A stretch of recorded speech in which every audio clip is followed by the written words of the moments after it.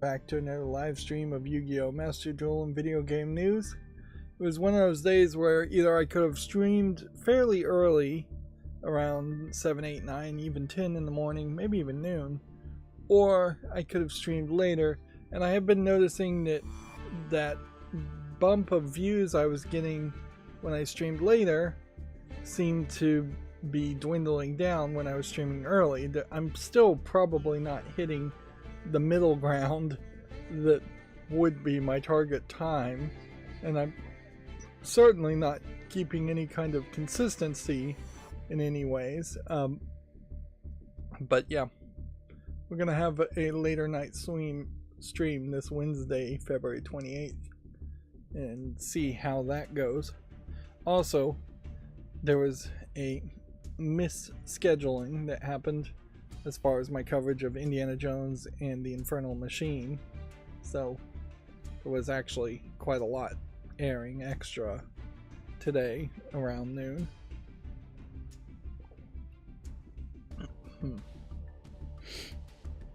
So yeah, we'll leave it at that.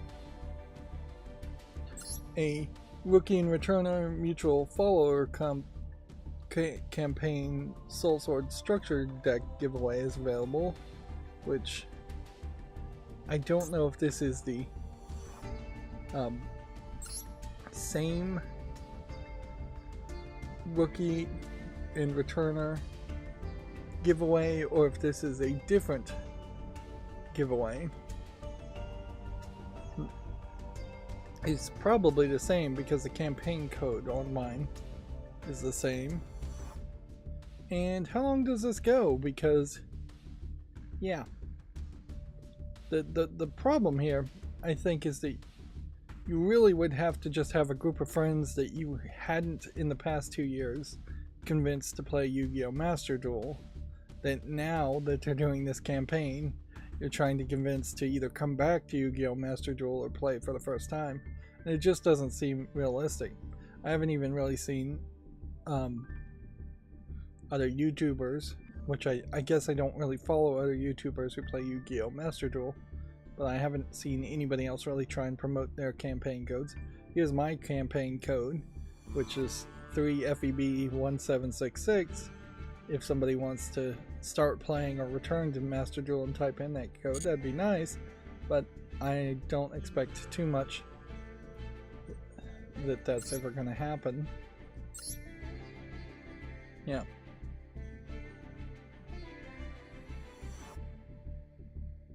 And yeah, the only thing I guess you really could do is maybe make a secondary account, wait 30 days, and then take your own sock puppet accounts, make several of them, and start playing them yourself. Otherwise you just don't get these rewards, which means the vast majority of people are not going to get these rewards.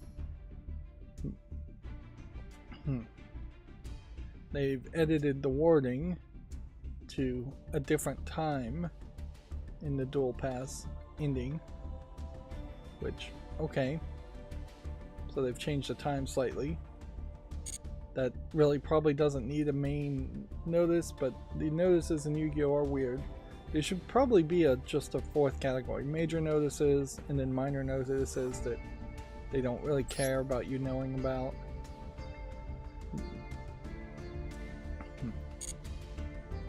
And then a survey.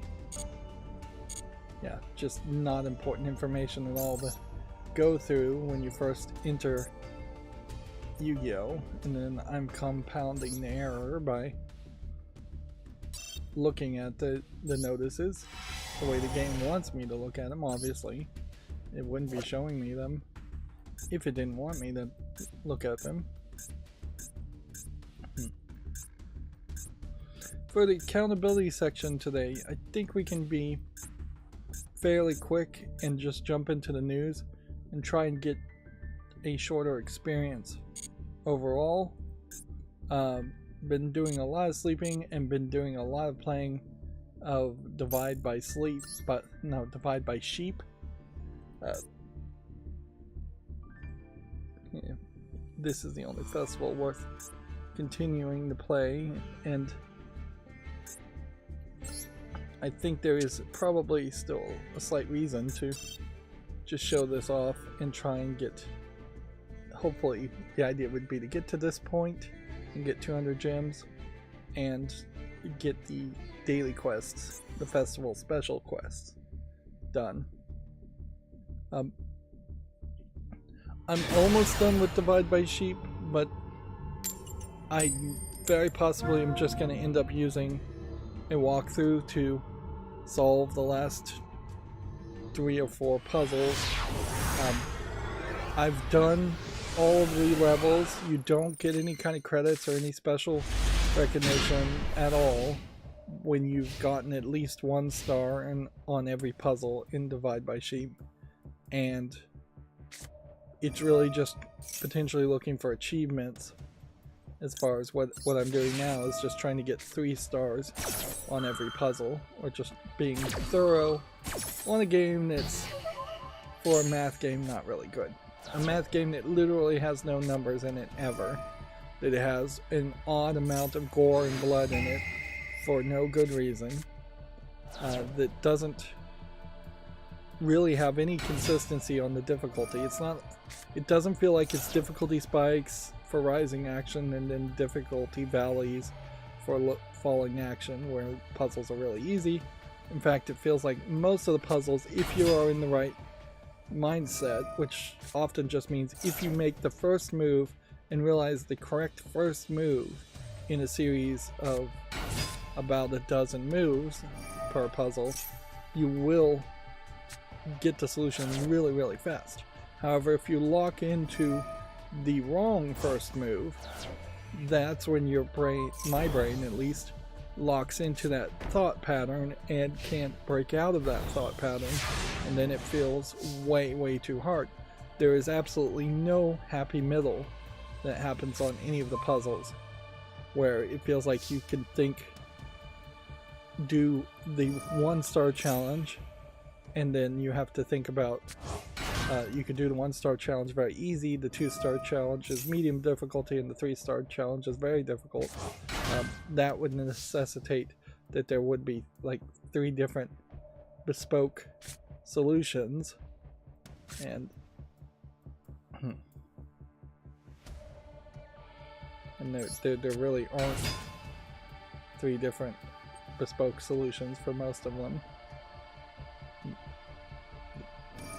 There are variations on one solution that is right, and then if you only get 90% of the way there, you'll only get 2 stars instead of 3. But yeah, unfortunately, Divide by Sheep is just another example of the failure of the game industry to make any kind of good educational software in favor of, in this case, I would just say being understaffed and underpolished, underfunded. Divide by Sheep looks like it's been made by 4 people, and visually it looks very decently polished, although how much of that is just going to the Unity asset store or the Unreal Engine asset store and buying pre-made art from somebody else, who knows. There are some logical flaws in the design. For instance, when pigs land on a platform, they cover the platform with a black ink, which plays absolutely no role in the game at all. The ink doesn't do anything other than cover up what the platform looks like somewhat. So there's exactly one puzzle where you have flame burners on the platform and pigs are on top of it, so you don't see that the flame burners are there. But that is exactly once in what is probably somewhere around 120 puzzles. Yeah, either 120 or 150 puzzles. What you would have thought would have been the big sales point would have been the laser walls that cut the sheep in half to give you 1/2 fractions. This guy is playing like crazy while this is all going on.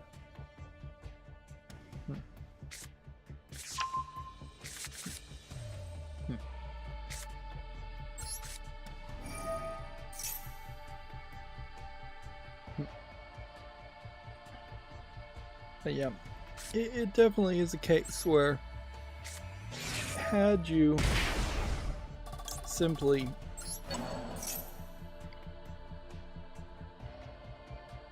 had some numbers in it, had more of an educational focus, not had a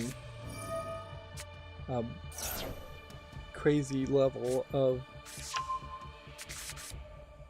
I can't do anything here, can I? Wow. Yeah. Yeah, had you not had a crazy level of gore, then Divide by Sheep might be something that could sell. It definitely feels like a cell phone game that is trying to stand out from all the other cell phone games. And if I'm going to blame the game industry in general, I think a lot more blame needs to fall on the fact that there is just a horrible race to the bottom as far as quality of games on cell phones. Whereas nobody is really standing out at all, quality-wise. I literally can't summon anything, apparently, this turn, so just a wasted turn for me. That's crazy.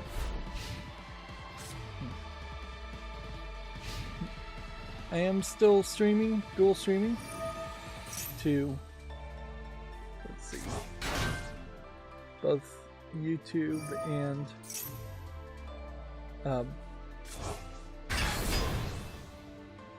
Twitch. So let me just, at some point, OBS seems to have changed here. I don't know what happened there.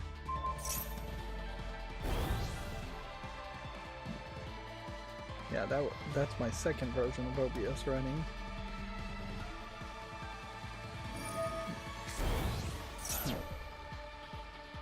But yeah, besides playing Divide by Sheep,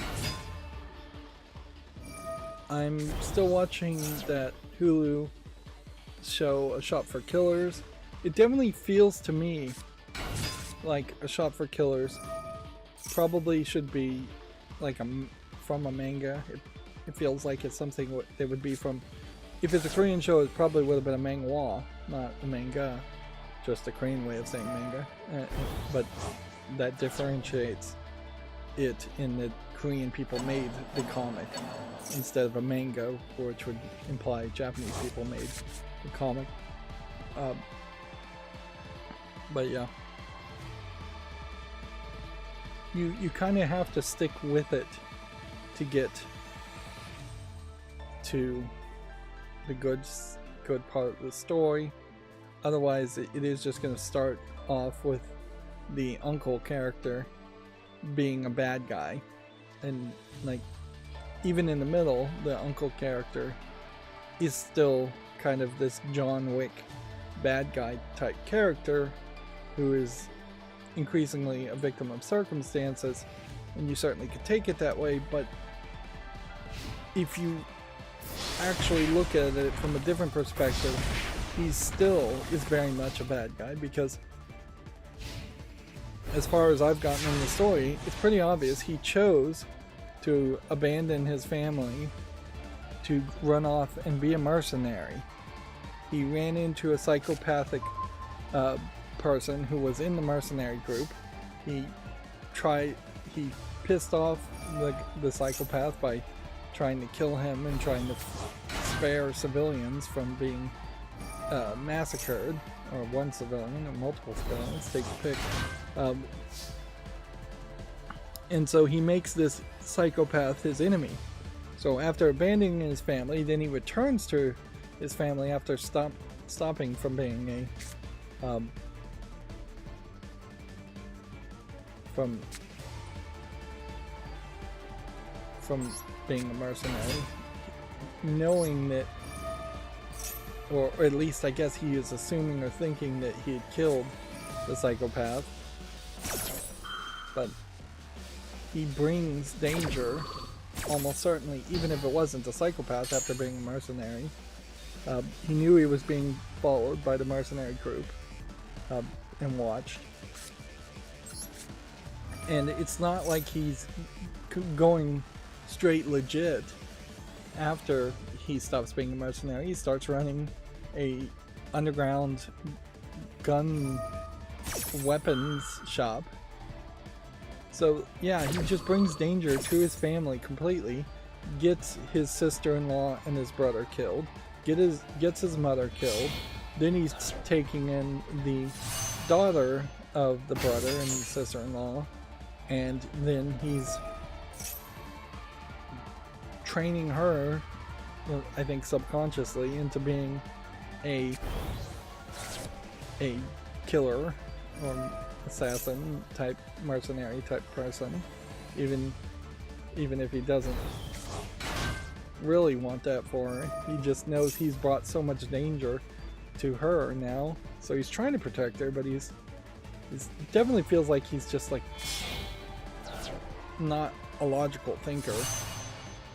And when you first see him, he does come off like he's this half autistic guy.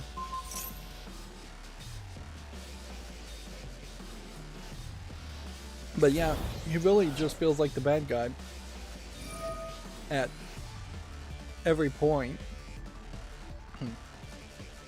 And then the story, which jumps around, has him killing himself, leaving the now grown up daughter to fend for herself in this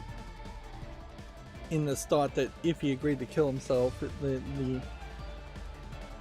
the bad guys would leave the daughter alone, which absolutely they did not and would not. When really the right move would have been for him to not be a mercenary in the first place, because that is just a life of danger, and that was always going to lead to something bad happening, whether he would end up getting killed or he would end up pissing off somebody who would come back for revenge. B, after being a mercenary, he should have just disappeared and never returned to his family. Now I know Korean family responsibility is very different, so, and disappearing in Korea might be very difficult, although he could have probably just fled to a different country.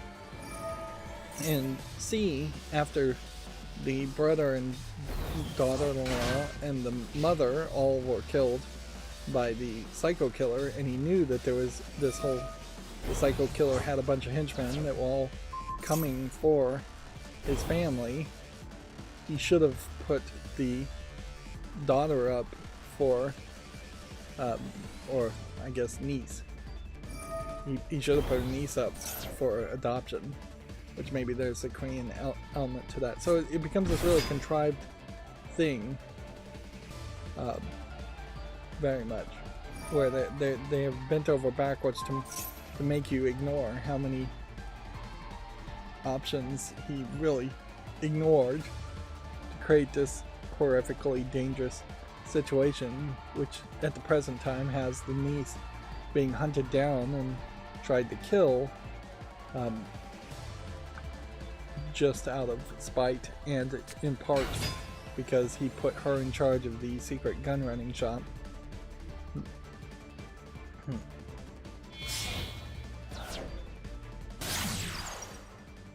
So yeah, I'm still watching Shop for Killers too. I've also been working with Google Excel on making a cleaning checklist, which I've returned to a few times, just trying to get notes and details for a cleaner. Just like here's the OCD way I would like things cleaned, and here's how the order you should do things in, because the cleaner has time limitations.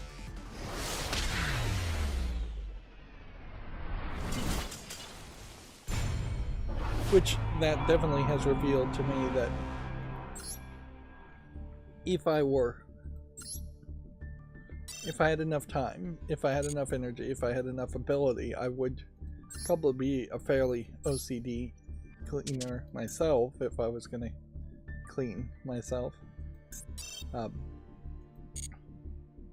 I think that's probably true for most people, that if you have a hired cleaner and you're paying somebody, you would expect them to do a better job than what you would do yourself.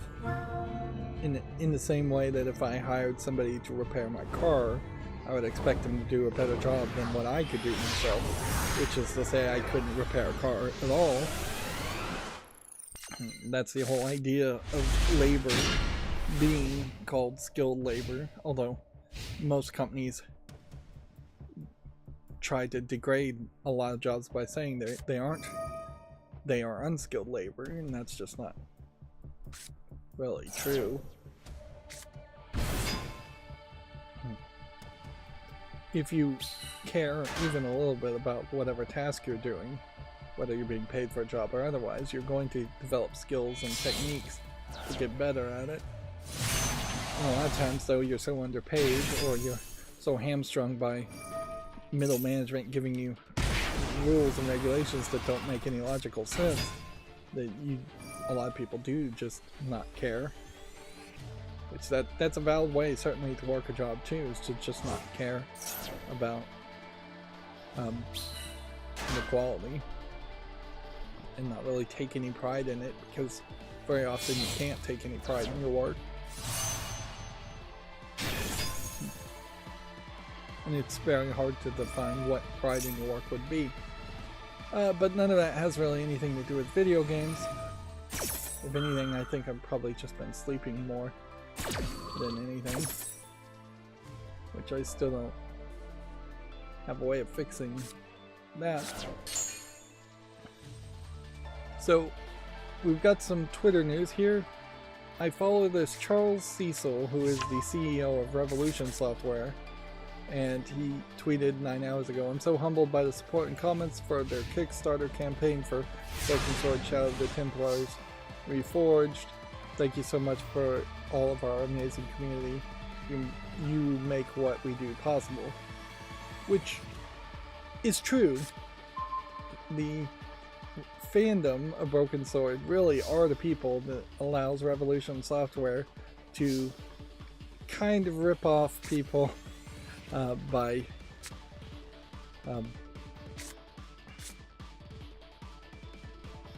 let's see.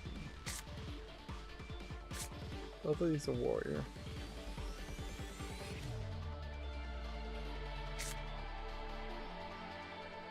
Summon this.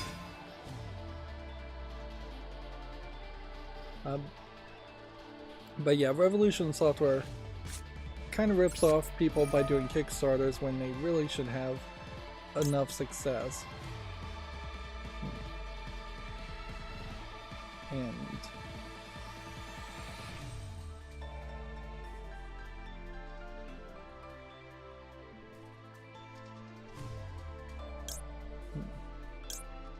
And then they're kind of just reselling the first couple of good Broken Sword games. Meanwhile, the slight changes that they've done to Broken Sword in the original version versus the deluxe edition and now this remastered AI upscaled, which let's also point that out too as an element, is that this is definitely an AI upscaled.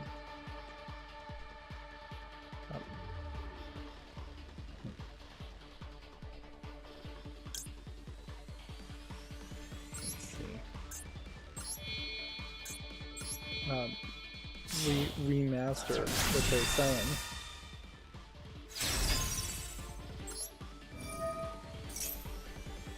So yeah, as much as I like the first couple of Broken Sword games, I kind of hate even the second game because there's just no consistent romance or narrative that seems to follow the two main protagonists. Like, sometimes they come off as they're slightly romantic, but a lot of times they come off as platonic friends. And so it's just a will they, won't they experience.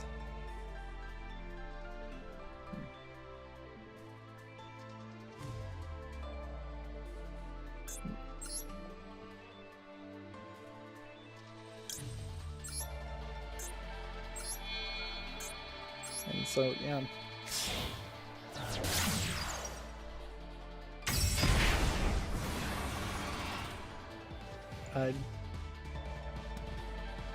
I really wish instead Broken Sword would try to make new games and get proper funding from proper publishers. Although we are now particularly in this situation where you really can't just assume that a publisher is going to support or fund the developments of games. But yeah, Revolution Software has been doing the Kickstarter thing. Double Fine has that same problem where they created a whole platform big just so they could eliminate the extra fees around Kickstarter to have people kickstart in the development of their games and other games.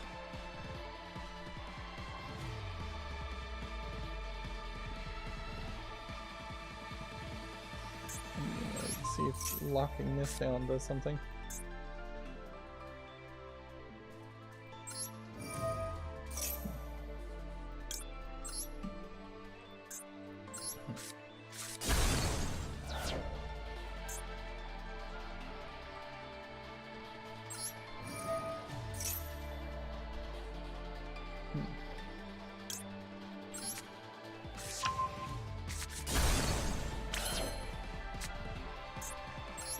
Just going around in circles here. Try and summon things higher.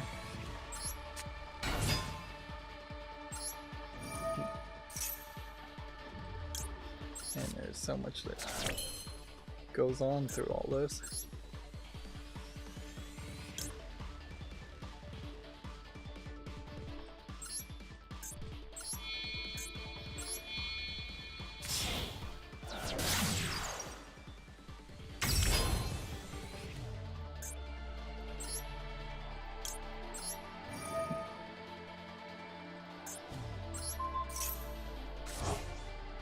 Weirdly, I have yet to find a card in this deck that actually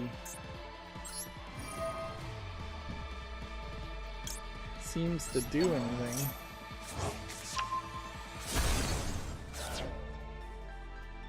Yeah, it doesn't seem to actually get any extra attacks or anything.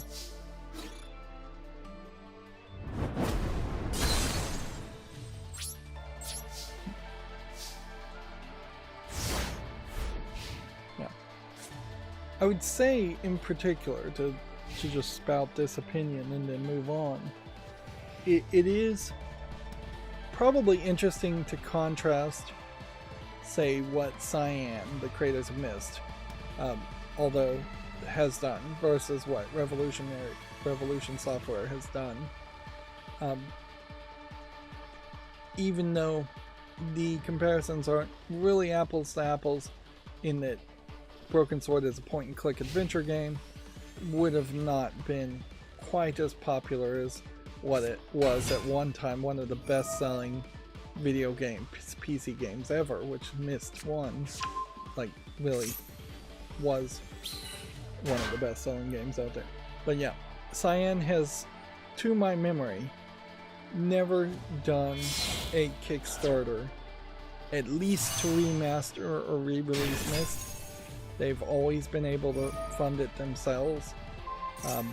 Maybe they've been slow about it, but they've also just been constantly getting sales from Myst and having Myst on sale, which Broken Sword games should have always been on sale too, and should have been getting that constant income. Cyan, at least publicly, hasn't announced any kind of remaster that would use AI upscaling, which honestly, there's just no way that would even look good in Myst. And yeah, if Cyan ever did do a Kickstarter, it would have been probably for something like Abduction, a whole new game from the makers of Myst in a whole different universe and a different series that is not directly connected to Myst.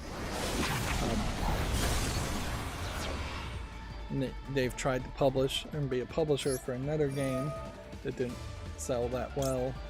And then most recently they came out with yet another game that I don't believe that had a Kickstarter around it either. At a certain point, the begging, e-begging through Kickstarter hurts your credibility and just makes it look like you're not financially sound to actually run your company, and it just doesn't look good. The same would be said for like Double Fine still doing fig projects or Kickstarter like projects, and I don't think Double Fine really has done any Kickstarter like projects since Broken Age, and that would have been before they were acquired by Microsoft. I wouldn't be surprised if Microsoft very much said, no, we're not going to let you do a Kickstarter campaign. Either we're going to approve the development of a game and fund it ourselves, or it's just not going to happen.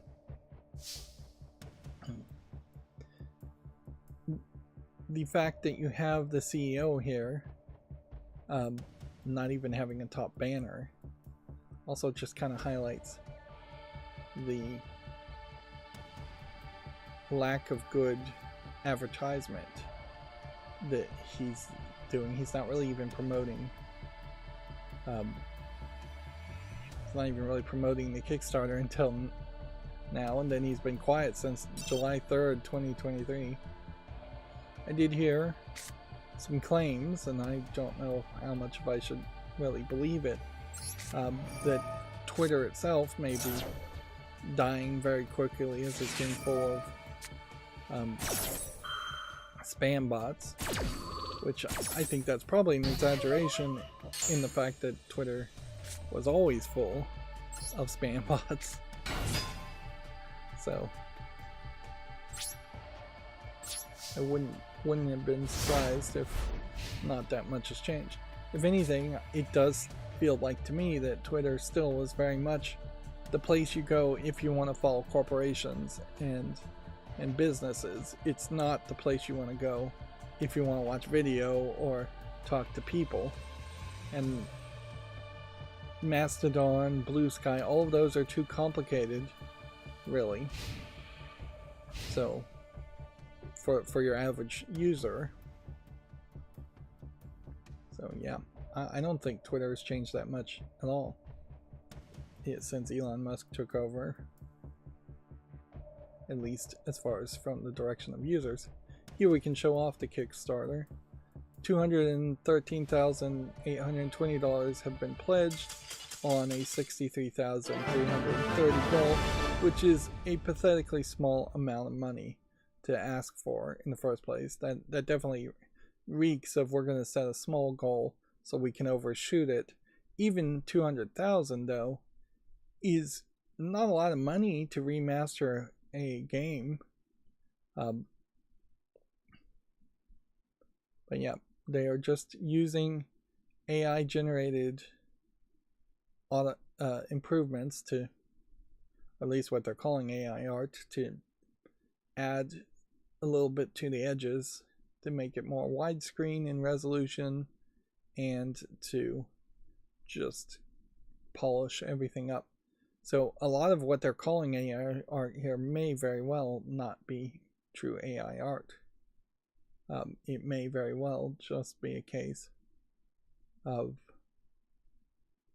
running what would be effectively Photoshop filters over the images. Yep. Taking sprites like this and then running it through something closer to like deep learning super sampling to smooth and create pixels, compared to something like what we would generally describe as AI art, which is to take a still image and then animate something different here. This here, as far as character sprites, if you were feeding an AI art generator a pencil sketch like this and getting this out, that does feel slightly more generative as far as AI art. Although this comparison is pretty bad anyways, because the effect here is completely different. See how his mouth is just like wide open here, and it just turns into a smirk here. It's totally different. The eyebrow here does not raise anywhere as much as this does. So this is probably the first pencil sketch idea, not even really a keyframe, that led to this animation. And I doubt they're doing actual keyframe hand animation. Let's hop back into another game. We got one victory there. But it definitely is a case where I would prefer a new Broken Sword game that's good over just reselling the first Broken Sword game over and over again, because this is the third time that they are effectively reselling it. Here you can see the old art, and then it very roughly jumps to the new style, which doesn't even look that much better.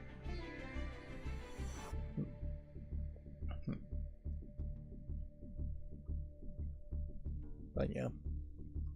And inherently with any Kickstarter, how many people are buying and supporting the Kickstarter just to get all this merchandise, which selling and delivering merchandise is a nightmare as far as collectibles, versus people that actually feel like there's an actual need for yet another remaster. But yeah.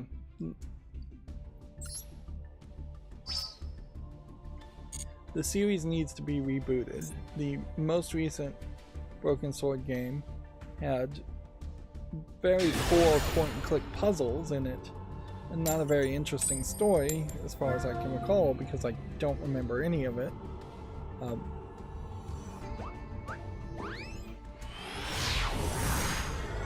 So it might be more of a case where, very much like the Myst series,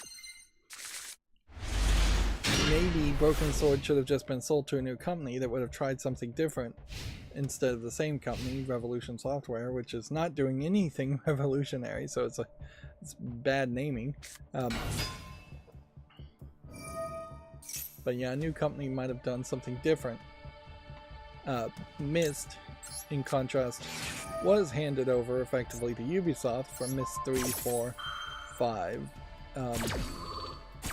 and then 3 and 4, and then they came back, and the Cyan came back to make Myst 5, and Myst 5 was very weird, trying to, I guess, try something different, and that didn't work either. So it didn't really work either way, honestly. Yeah, I actually think, now that I think about it, it probably would have been better. Revolution Software probably did better by the Broken Sword series by trying to make sequels that are good, versus Cyan, which let Ubisoft make Myst 3 and Myst 4. Although, no, I can't really give the points there to Revolution Software, because Myst 3 and Myst 4 are actually decent Myst games. It's Myst 5 that's terrible. That really stands out as a completely different style of game. So, yeah. I'm talking in circles here, saying both things and trying to think it through. And yeah, definitely, had Revolution Software, after Broken Sword 2, handed it over to another company like Ubisoft, I think you would have had a better experience as far as Broken Sword 3, Broken Sword 4, and I think they made it Broken Sword 5. Yeah. So, I guess the point I'm trying to make here is that you've got to let go of your projects after 2 or 3 games in the game industry. And I think that is probably the case, because inherently you make 2 games, you probably spent like 8 years on that game. At that point, you're just going to be tired of making that type of game. You're going to be out of ideas. People don't really talk about the fact that a good game probably has ideas and elements in it that have been in the head of the creator for years, if not decades, previous. People may have been thinking of ideas and refining those ideas subconsciously for 10, 20 years in their childhood, in their early careers, waiting for the technology to get right, waiting for somebody to actually listen to them, or a good game to implement that concept into. And then once you make that first Bioshock 1 type game, or System Shock game, then it is a lot of repetition in the sequels, because you don't have a lot of new ideas. And then you get Bioshock Infinite that did have a lot of ideas, but none of them could be implemented in. And then I wouldn't be surprised if Judas, now when it comes out, feels extremely close to Bioshock 1 or Bioshock Infinite and has very little new ideas. But yeah, artists only have so much art in them. It's the sad truth, but it is the case. And it's always been the case. Like, even famous painters spent a ton of time painting their masterpieces, but also spent a ton of time just copying other people's works and making multiple duplicates of their same paintings. And the apprentice of the master painters were spending many, many years just duplicating and touching up the master paintings, often getting no credit for that. But yeah, even extremely proficient artists, writers, and painters don't churn out masterpiece after masterpiece after masterpiece. You look at like the author of Stephen King, he's churned out a ton of content, mostly because of his alcoholism and cocaine addiction in the past, is where he churned out a whole bunch of books, but most of the books aren't that good. It's just that there isn't really that much competition, particularly around horror and sci-fi writing.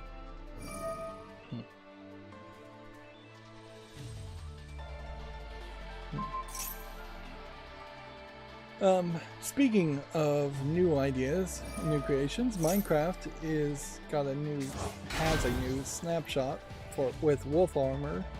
It absorbs all damage to wolves, I assume, until it breaks, protecting all 40 of your wolf's hearts. Wolf armor can be strengthened, has been strengthened overall, and it can be customized with dyes and repaired with armadillo scoots. Which, yeah. It's nice to see that Minecraft is still promoting snapshots and making new content. It is, though, very much a slow process as far as how it goes, as far as new content that actually matters.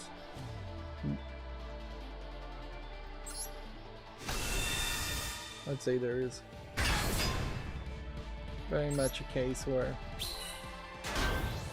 a lot of the content that comes out from Minecraft is in snapshots are not interesting features. They've, I think, hit a kind of saturation point as far as redstone goes, and so there's no new interesting redstone developments that have happened for a long time, and new items to decorate or otherwise add some functionality or have limited usage.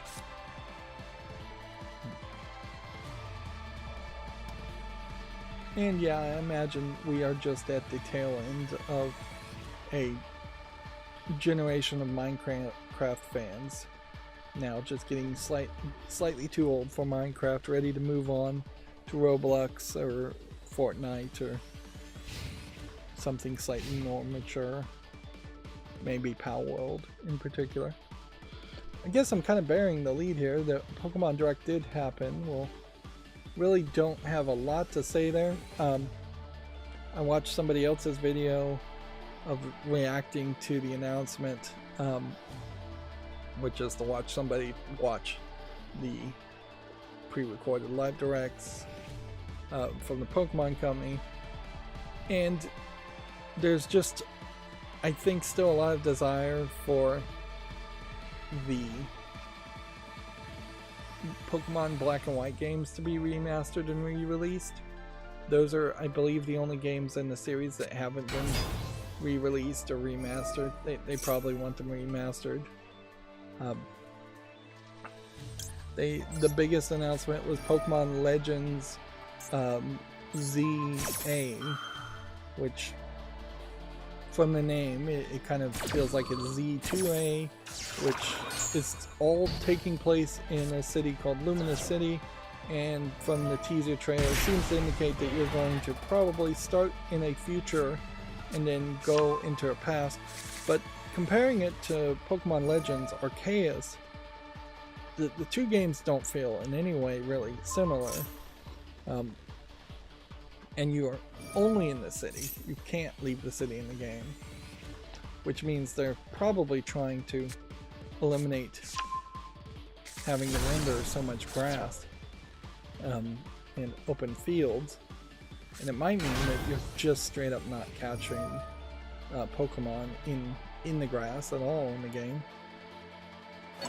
But yeah, Arceus had that very Japanese feudal feel to it, that it was set into like what would have been a Pokemon past before technology had evolved.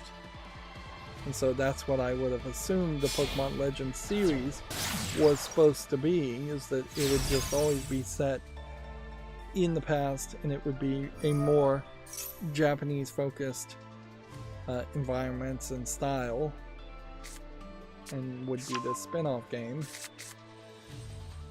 But yeah, it definitely feels like, since they did remake,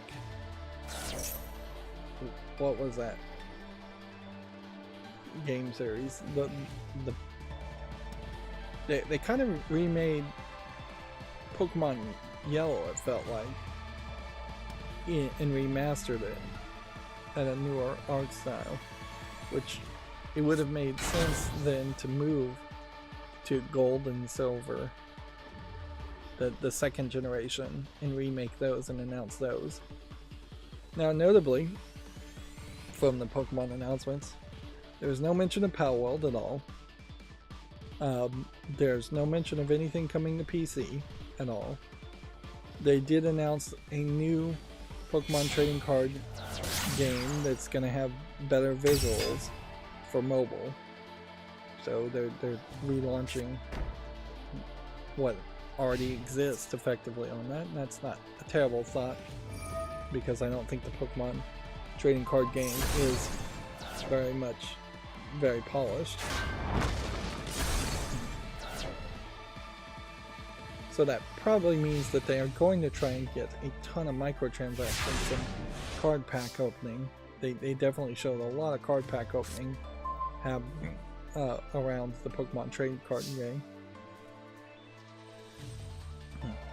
They didn't announce any kind of Pokemon World side-by-sides like Pokemon Nintendo World, which that could have been something that could have been announced if that was in pre-production.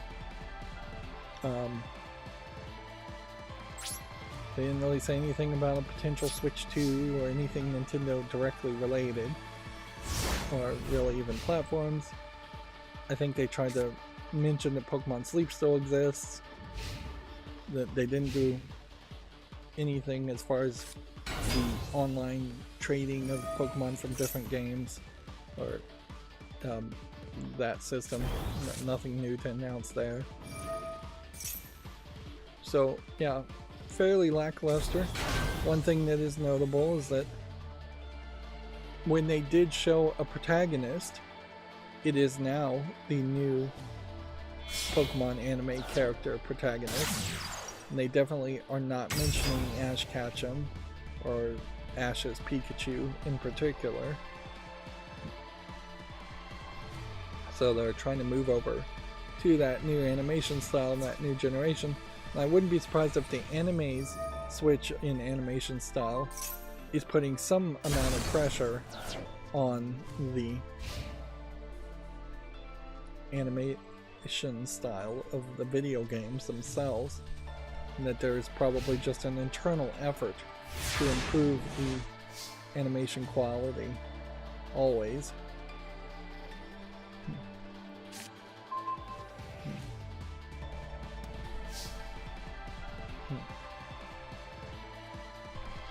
Oh, I did find out that my microwave has a sensor cook feature that I've never used before.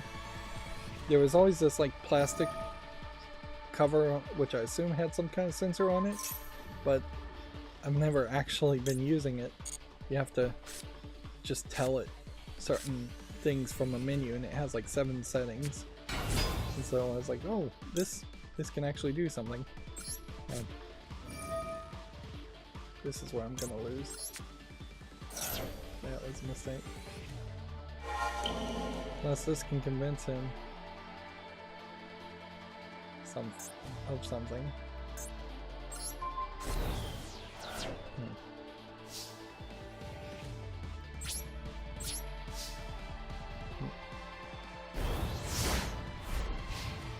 But yeah. I suppose if your microwave has a sensor in it, give it a try. I was able to take a frozen pork chop and label it as a frozen entree, and it was able to actually take a frozen pork chop and cook it pretty decently for a microwave, at least. It's not even something I think they really would encourage in that case. They would probably just want me to defrost the pork chop in the microwave and then finish it off in a grill or on a pan. Moving on back to video game news though. The Last of Us director Neil Druckmann says he doesn't think he has many more big games left in him. Naughty Dog's boss says everything has become incredibly stressful since Uncharted 2's release. I can get that, certainly. And arguably, maybe that's the way it should be too. If we weren't around the concept of there must be a boss and there must be a director, it would kind of make more sense. And certainly capitalism creates that idea of there must be a boss, and we must create this class system and this divide where there are the people in power and then there are the peasants who are never going to be in power. But yeah, it would kind of make a lot of sense instead in a video game company to say who has an idea, who is most passionate about it, who wants to pitch this idea, and who let the programmers and the developers of the games, the artists, the writers, all vote, equal share vote democratically, and whoever's game pitch is most popular, he's just going to be the director for that project, and he's just going to be in charge of his baby to make sure it becomes as good of a game as possible. And maybe you would have just a manager over the director to do day-to-day business stuff, but having more of a flat democratic process would probably lead to more creativity. Of course, it can't really work that way in a capitalistic system, because what really happens is somebody, probably the manager, the permanent manager of a company, has to make a pitch to a publisher to get the publisher to fund the development of a game. And so his pitch to the developer is always going to be around the basis of first and foremost, the game is going to sell as much as possible and make as much profit as possible. So then you've got microtransactions and DLC, and just playing to making a very generic video game that has been shown that it would sell over and over again, and you get the generic first-person military shooters over and over again because of capitalism. Whereas I don't think any game developer out there, or any team of game developers out there, would say, let's make a generic, boring first-person shooter.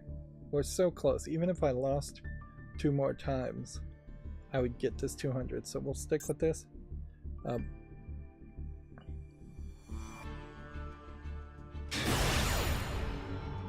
But yeah, creative director, which is I guess what you would call it, should probably only work on 1 or 2 games. Maybe 1 game, then take a whole break on it.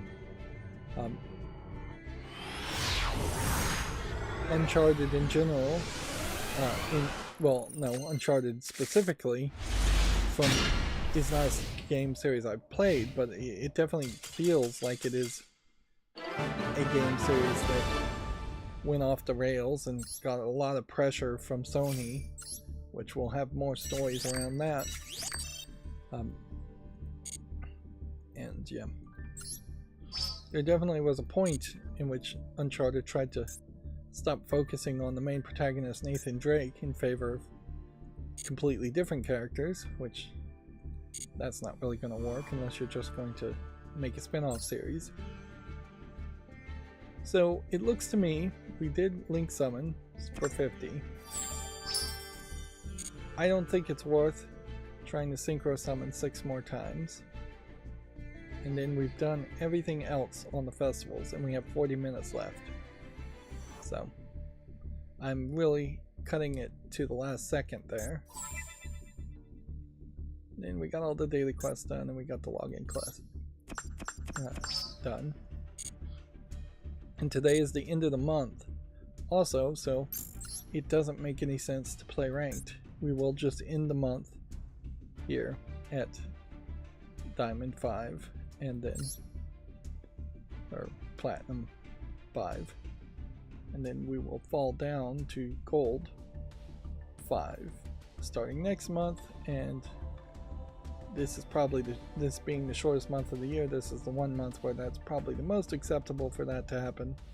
And then hopefully next month maybe we could have a few less festivals and maybe get to Diamond 5, which is my goal, which I've never reached. Of course, I'm not really rebuilding decks or doing anything to have that actually happen.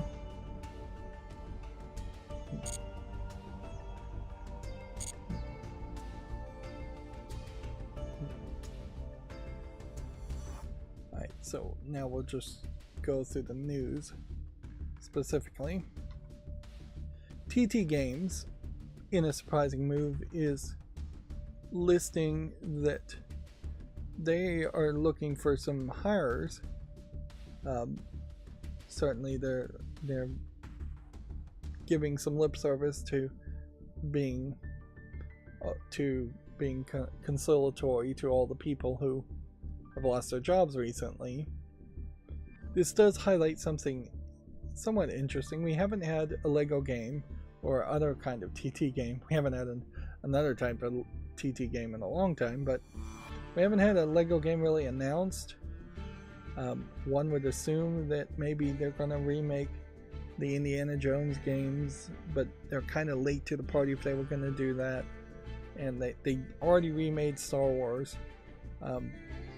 So who knows what the next Lego game really would be. At this point they could remake the Lego movie game even, because the Lego movie itself I think is about 10 years old at this point. They did promote and retweet this Innovate Her, getting girls ready for the tech industry and the tech industry ready for girls, which they are still doing that in Black History Month. Well, I'm not really seeing any posts at all from Black History Month, so they chose not to endorse that. But what this mostly shows, though, is that with AT&T's acquisition of WB, and WB owning WB Games, and WB Games owning TT Games, we haven't seen any massive layoffs, and I think that is worth pointing out. It's been long enough now, and we certainly are in the season of layoffs, that if AT&T was going to announce layoffs, there's a decent chance they already would have. Now, I may be proven wrong tomorrow, and we may have AT&T shut down significant portions of WB and WB Games and TT Games in general.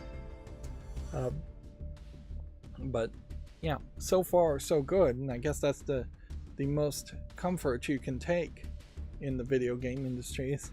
No news is good news. And it does look like they're hiring. They did describe them as Lego game developers exclusively. There have been some Lego failures as far as games recently, in that the Lego Drive from EA, which is not a TT game, didn't really catch anybody's attention, and the Lego characters in Fortnite haven't been really talked about since they've been announced. So I don't imagine that Fortnite's going to support that concept that far.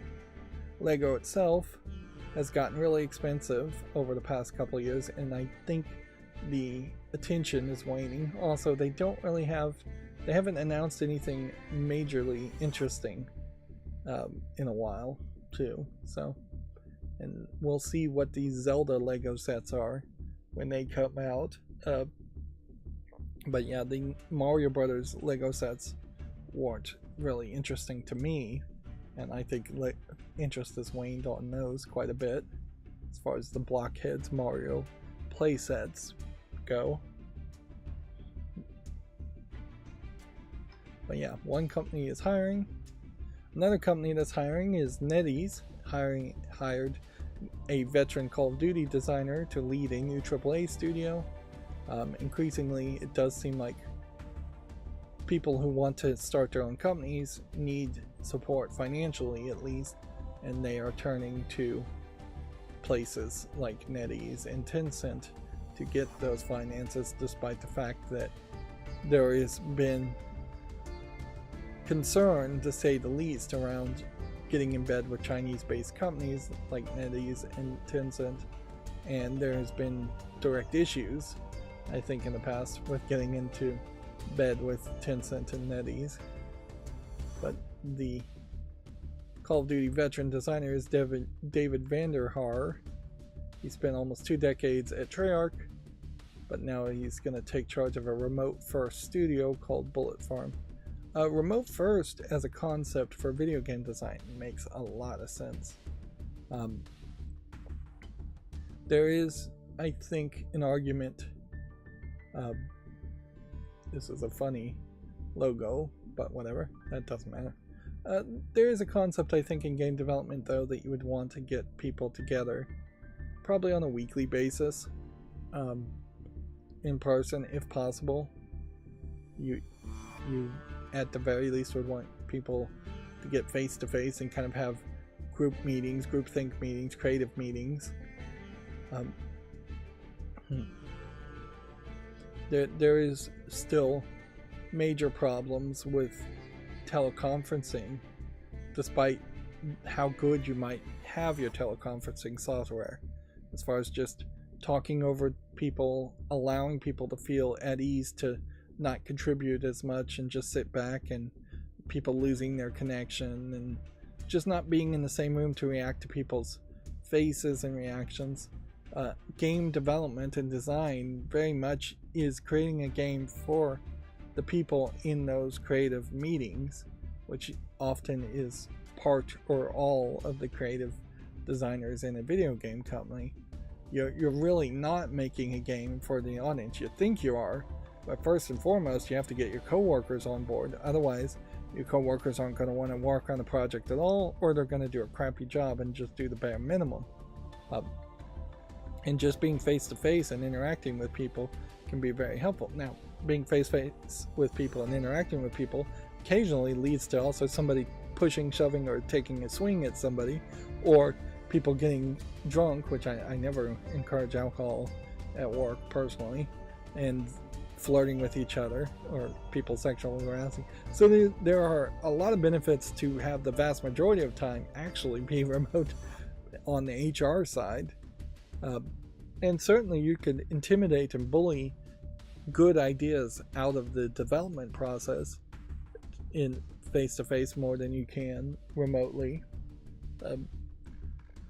But then 90% of the time, once you have those creative meetings done, everybody is just in a cubicle sitting next to somebody else, not really talking to that person. I could see where programming would help if you have a couple people working together. The idea of parallel programming, in which you have one person spend an hour developing a concept and programming it, and then the other person is just sitting there watching them type the lines of code and giving suggestions. And I think the idea is you have one person talks and the other one actually types, and then you switch and then for an hour, and then the other person types and talks. And I think that works when you're getting the initial code. Eventually, when you get down to we need to optimize this code and we need to improve it, that's where one-on-one coding, I think, is better. And one of the things about parallel coding is that it has some rules that you don't just, when it's your turn, go back and change the other person's code if you're not talking to them and they're not coding it correctly and they're not getting how you want it coded correctly to the appropriate style guide regulations. Then you just move forward. But yeah, voice actors and voice booths are very much just one person and maybe a director, which can be done over remote. Artist, almost 100% done solely. Parallel art doesn't exist as a concept, where one person would describe what they want drawn and then the other person would draw, and then you'd switch. That would look awful and be very inconsistent. Writing doesn't work particularly in parallel. One person writing one paragraph and then switching, and then another person writing a paragraph wouldn't work. Usually most games have only one writer in the first place. And QA very much can be remote too. Like you don't need two people playing one game at the same time. So yeah, outside of creative meetings, that maybe you have a get together once a week and have a pizza party and do your creative meetings, then have a pizza party at the end. That's about it. And once you have all the ideas locked down, once you technically are in beta, that you're not adding any more features, the real definition of beta, not what video games use as the definition of beta, you shouldn't really need to have creative meetings at that point. Not scheduled ones, at least. You might have an emergency one if you want to make major changes. But once the idea of what a game is going to be is locked in, and you are just in beta and you're just bug fixing, that can be almost 100% remote.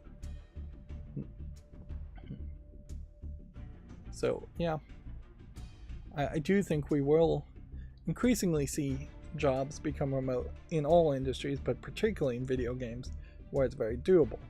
It's still very impossible to be a trucker driving 18-wheelers and doing that remotely. There is actually some thought to that idea, where multiple 18-wheelers would be controlled automatically by some remote driver in some facility.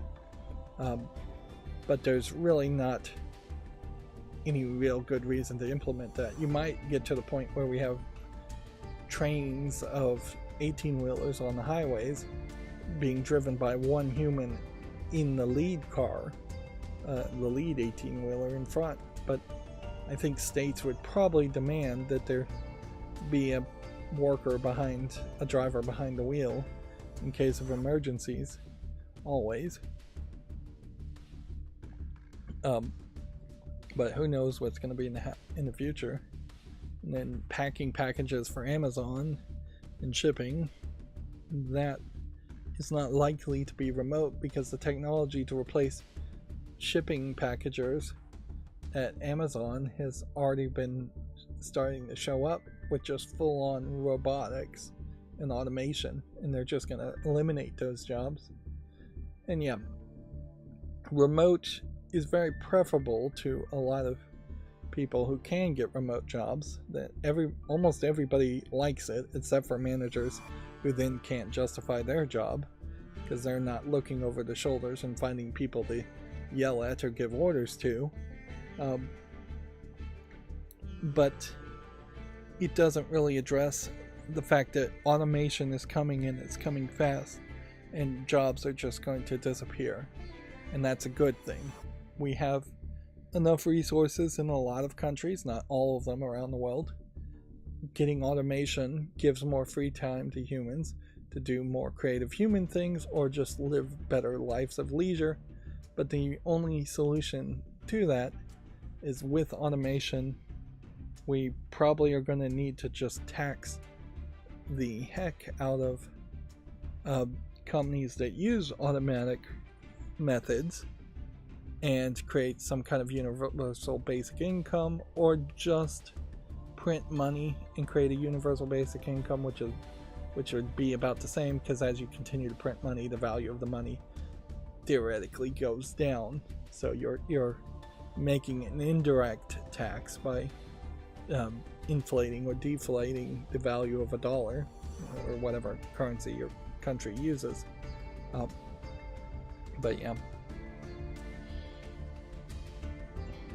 that's the only thing that's really going to solve automation, is we've got to just create a new society that is not based on a working class needing to work, and probably isn't based on the idea of exploiting the working class to make rich people richer.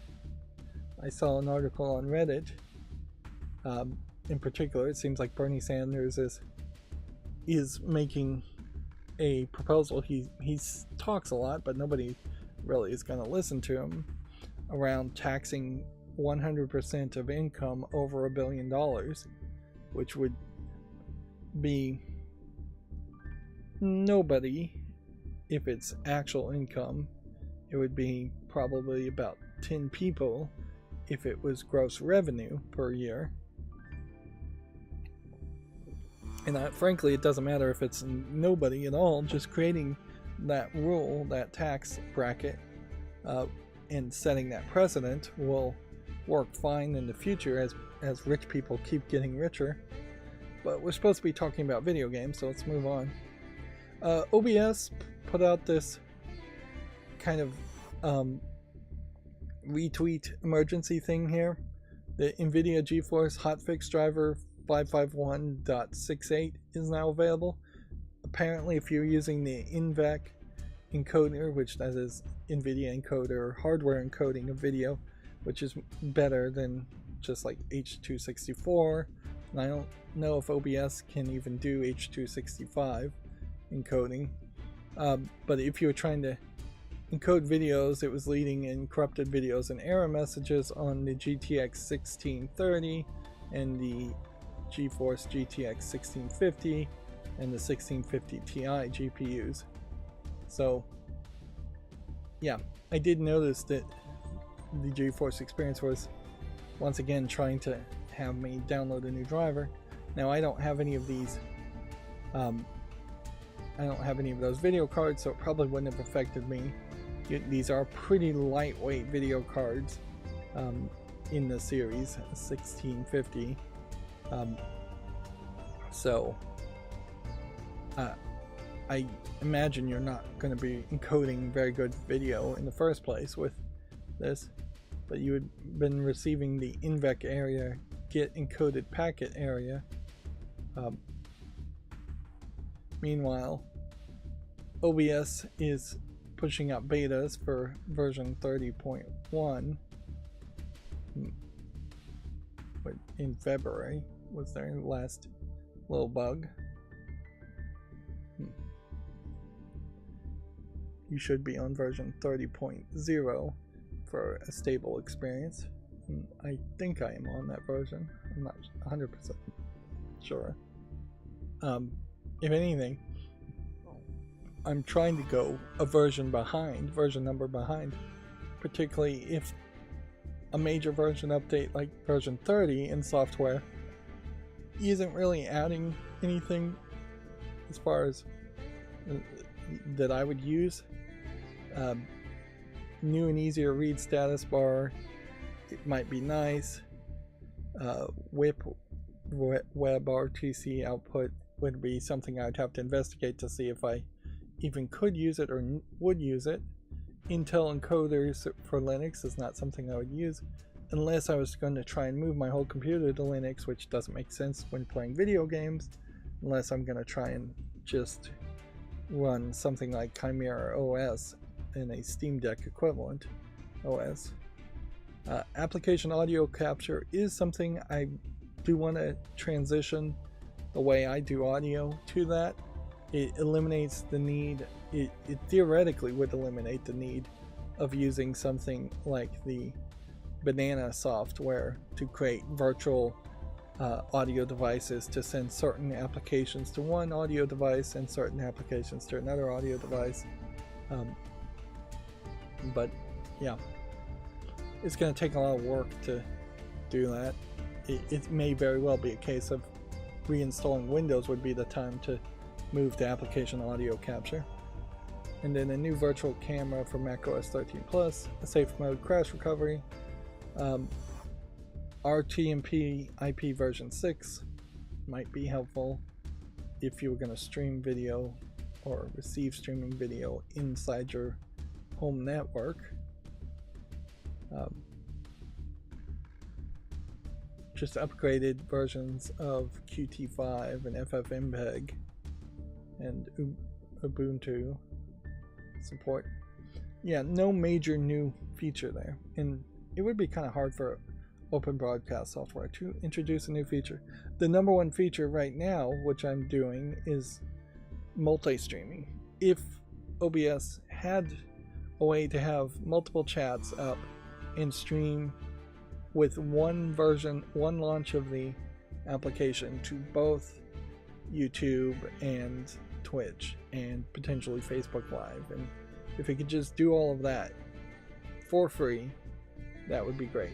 It can do that, but also it probably needs a benchmark, a network test software to tell you if you can actually handle that kind of bandwidth, and just a hardware test benchmark to say if you can actually, your hardware can actually handle streaming to multiple sources.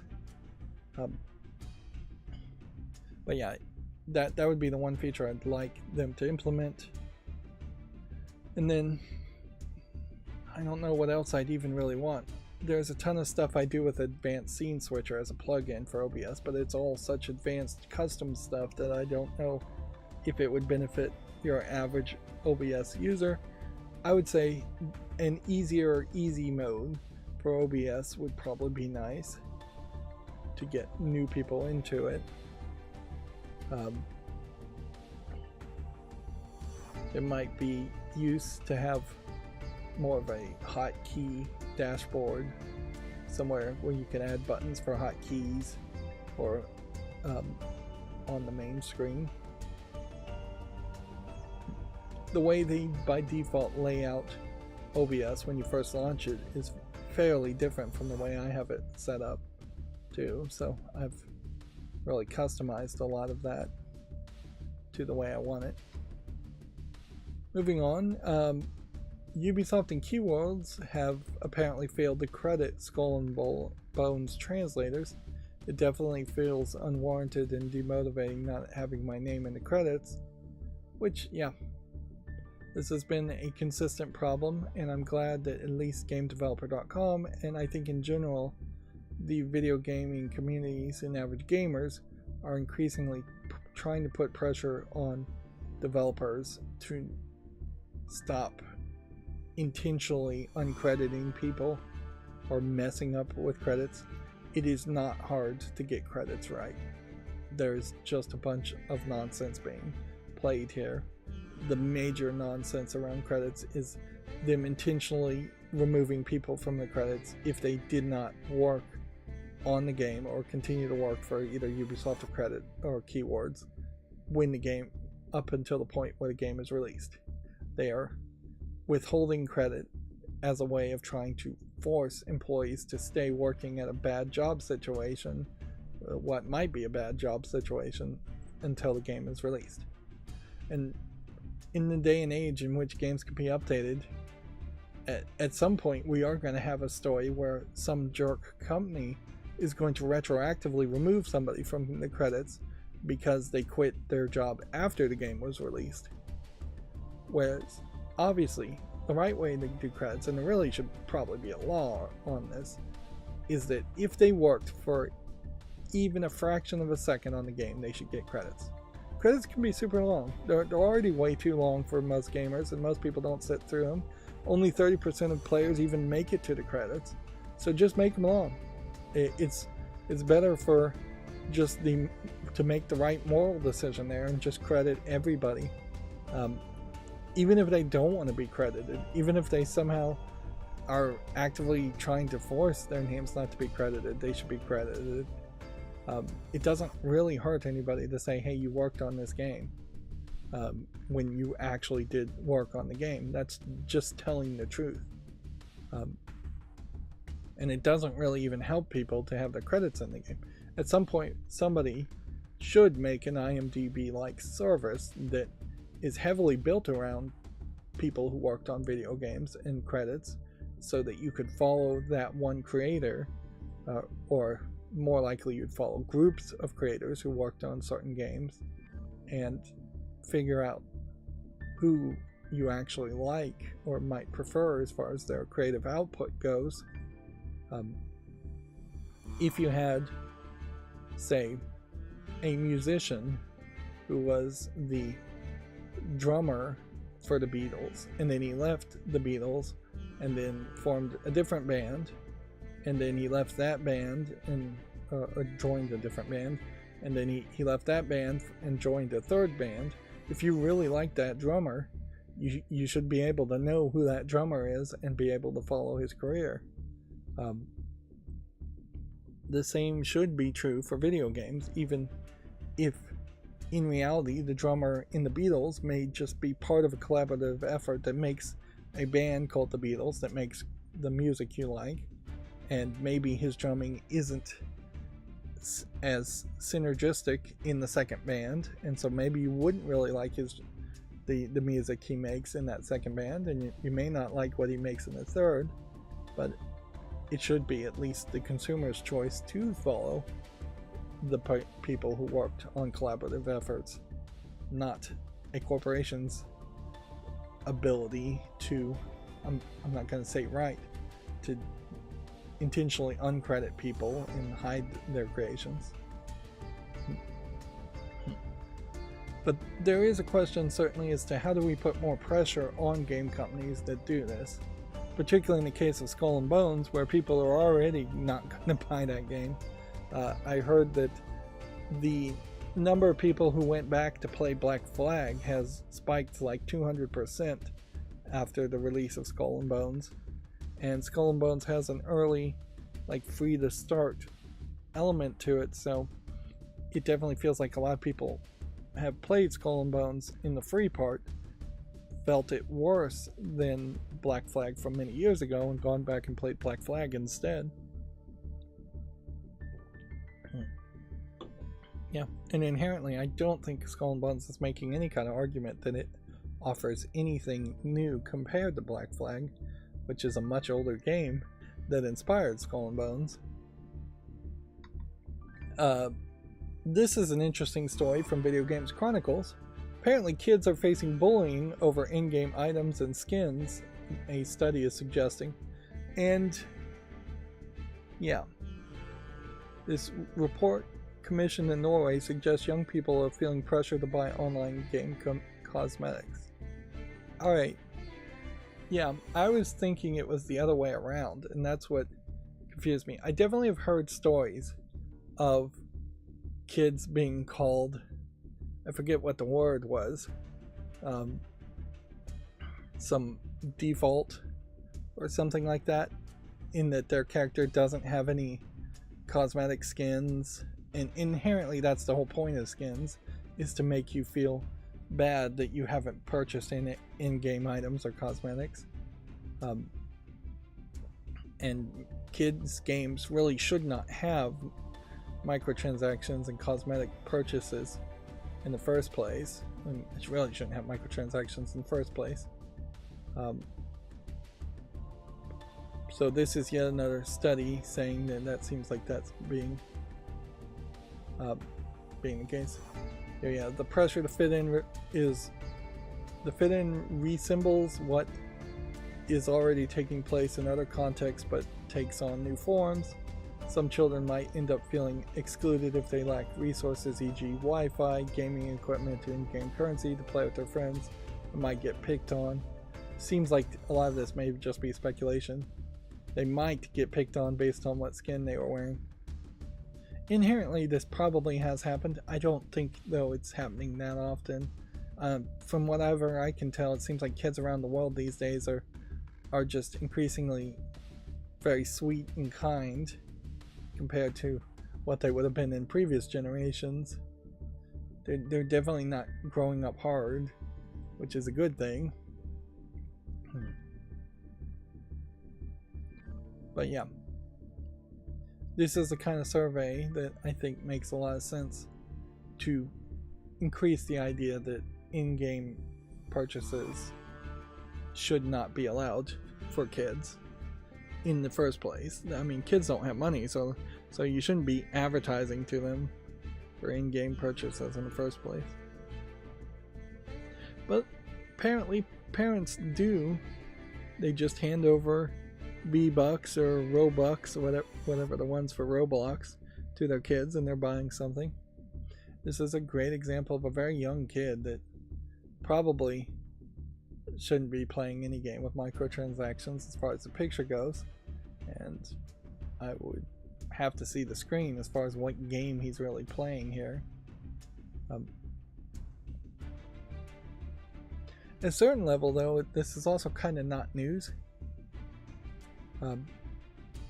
It's already been known that kids would make fun of kids who had cheap Walmart shoes or torn up simplistic clothing, things like that, and they've been excluded. And it's already been very much known for decades that as consumerism expanded and expanded, more and more kids felt pressure or excluded to dress the same and all have the same toys and all of that. And so taking it into a virtual world is really just showing how more and more things are becoming digital.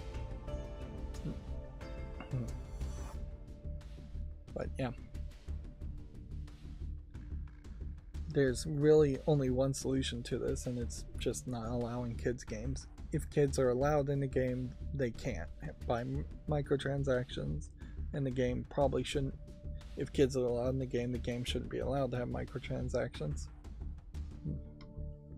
Moving on, apparently a ransomware gang has claimed to have hacked nearly 200 gigabytes, which isn't really that much space, of Epic Games' internal data, although 200 gigabytes excluding game data would be quite a bit. The update here from Video Games Chronicle says that Epic has responded saying that there currently is zero evidence that the claims are legit, which may just mean that the ransomware game is really good, or that Epic is playing some semantic games here and saying, well, you the news source, Video Games Chronicle, have zero evidence that the claims are legit because we're hiding all the evidence.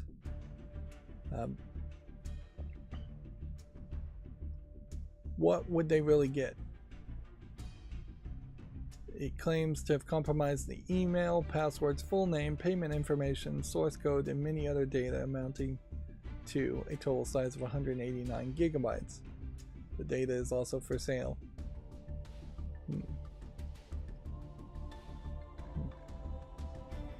They say they're investigating. They say this hacker group has not contacted them or provided any proof of the veracity.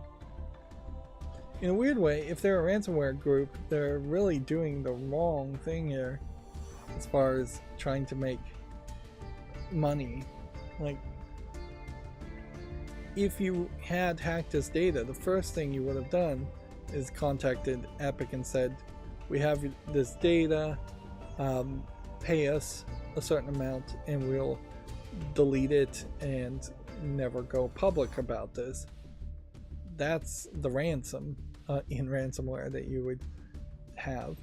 Then if the negotiations broke down and Epic refused to pay, then the hacker group would probably come out and say, we contacted them and asked them to pay us and they refused to pay, so now we're selling this data publicly.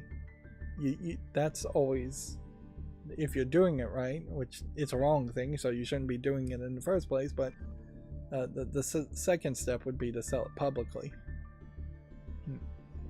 And the information, full names and passwords of Fortnite accounts or Epic Game Store accounts might be very useful, although it may not be that useful at all if the vast majority of Epic users are just getting free games on the Epic Game Store and have never even put in a credit card number, which is the case for me and I think the vast majority of people who have used the Epic Game Store. I have seen that it looks like security on the Epic Game Store seems a little weak, and certainly it's a nail in the coffin of the Epic Game Store if several months down the road everybody gets an email that says your information has been breached. Like, nobody's going to have confidence to shift from Steam to the Epic Game Store in that case. In the same amount of time that the Epic Game Store has existed, there have been no hacking breaches that I recall of at Valve and Steam, so that in comparison looks very solid and safe. The Life is Strange sequel studio Deck 9 has laid off 20% of the staff. Execs, directors, and leads are also reportedly taking pay cuts, although that is not equal to say, oh, an exec may be taking as little as $1 a year pay cut, meanwhile 20% of the other staff of the associate level employees are being completely fired. That is extremely cold comfort for the people being laid off. On the other hand, if there was ever a company that probably should pivot in some way, and in this case that would include potentially layoffs, it would be the Life is Strange companies. This is Deck 9 is behind Life is Strange Before the Storm and Life is Strange True Colors and the Telltale series The Expanse, which I think they expected The Expanse to be way more popular than it actually would. None of these games have done particularly well.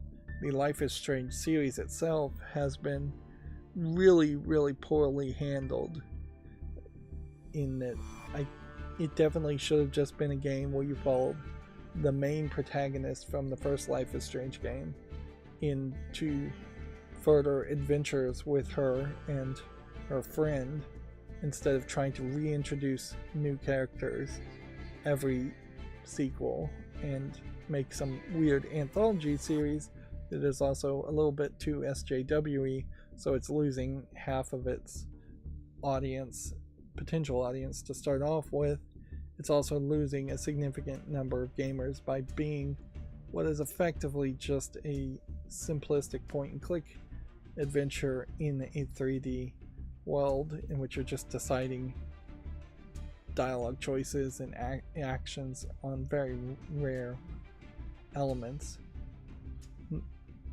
That being said, if I was to say Life is Strange True Colors, if I was to take that and if I was to compare that to the most recent Broken Sword game, I imagine the most recent Broken Sword game could have looked 3D like Life is Strange True Colors, and it might catch a slightly bigger audience.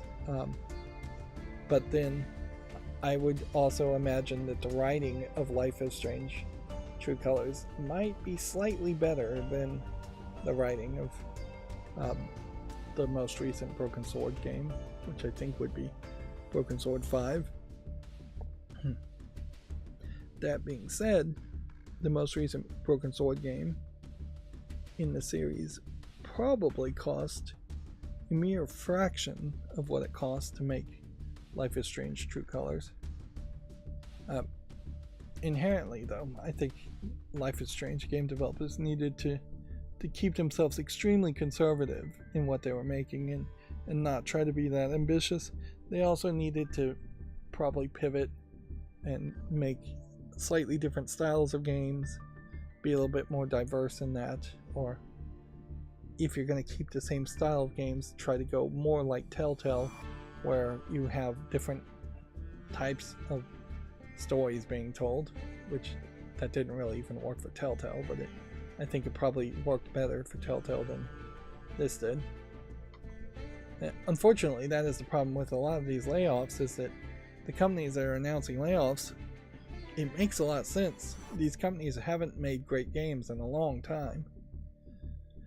I'm getting a little concerned here with the new CEO of YouTube, in that he retweeted this YouTuber with, let's see, 258,000 followers on Twitter, and his video how he customized YouTube headquarters and made a special visit to YouTube headquarters and left them with some awesome artwork. Thanks again for your all the amazing murals. So maybe this is a special shout out for getting free artwork on the walls. But yeah, my concern here is so far the new CEO of YouTube has not been like Susan Wojcicki. He hasn't tried to rub elbows with celebrities, and he really hasn't tried to pick and choose winners as far as who he wants to be popular on YouTube or who he wants to rub elbows and hang out with on YouTube. I hope he's not sliding into that idea. Also, they've expanded the beta program for their new app, YouTube Create, which is a cell phone app with a lot of video effects and things like that to just create videos on the fly on your cell phone and not even need a computer, PC, which it's very much the comparisons to like Instagram and TikTok in those kinds of videos that you could just make on the fly. You're never really going to get to the level of quality that you're going to have highly polished, nicely designed videos being created on a cell phone. And it uniquely is useless to anybody who's going to be talking about either video game news like I am now, or playing video games, because you're just not going to be able to capture that footage on your cell phone. I did see some project, and I didn't pay enough attention to it, of making a separate stream box that would just not require a computer at all. That concept is interesting, but then I think I pretty much dismissed it, because unless it was a separate stream box that was running, say, Linux and would let me run OBS on it, it just wouldn't have all the extra features you would like. Although you could potentially have a streaming box that would just handle the streaming and encoding, and then have the video out of your gaming PC go to that streaming box. And that is the future, certainly, is if you could get a relatively cheap, something around $500 or less, streaming box that also was an audio encoder, so you could plug in an XLR microphone into it and like a touchpads to maybe do some effects. And yeah, if it was like the Rodecaster Pro, which they at some point announced a Rodecaster Duo, and the Rodecaster Duo is still fairly expensive, but it probably is the right move compared to the Rodecaster Pro, which has like 5 microphone inputs. The Duo has like 2, which, yeah, or at least it has 2 faders. It might have more inputs than that, and 2 faders might be the right amount to save some money there. Of course, I can never justify buying even the Rodecaster Duo because it's too expensive, and because my microphone will probably never break unless I spill water on it or drop it, and it's attached to a stand, so it dropping and being significantly damaged is very unlikely to happen. So my Blue Yeti from probably 10 years ago still is working perfectly fine, and yeah, it's not intelligence to replace something with some when it's already working. Moving on with the news, Cloud Emporium Games has reportedly laid off an unknown number of staff due to restructuring at the Star Citizen studio. Was that really the article I was gonna talk about, though? Yeah. Also, Respawn's unannounced Star Wars first-person shooter has been claimed. Ridgeline Games, which was working on a single-player Battlefield experience, is being shut down, so that's probably the end of single-player Battlefield. And development of next Mass Effect continues, with BioWare's focus currently being on Dragon Age. Then Remedy said that Alan Wake 2 has helped put them in a strong position. There was a quote here that this was the right time to go back into live action video with Alan Wake 2, and that seemed like a weird quote also. This is weird how Twitter is showing this to me. It's like showing me one story and then the comments on that one story, and then it's like advertising it. This is probably my ad blocker going a little wild. But yeah, we can move on from that. GameDeveloper.com says Polaris Design Retreat Papers is exploring a colonial-free design, prioritizing frameworks and more. I don't know what that really means as a sentence. Designers across the industry dig into designing games from empathetic players and how to evoke suspense and discovery in game design. This is a pretty rough highlight. The phrase colonial free design in particular, does that mean that it's just a game not built by any colony somewhere? Any colony of England, any colony of the United States? Or I guess it would be any colony of the British Empire. Or if this means something completely different. Yeah, you sometimes get this where there is headlines or stories and you just I don't even know what they're talking about. 4 design focused reports in the year of 2023. So this is a promotion of the Polaris Game Design Retreat.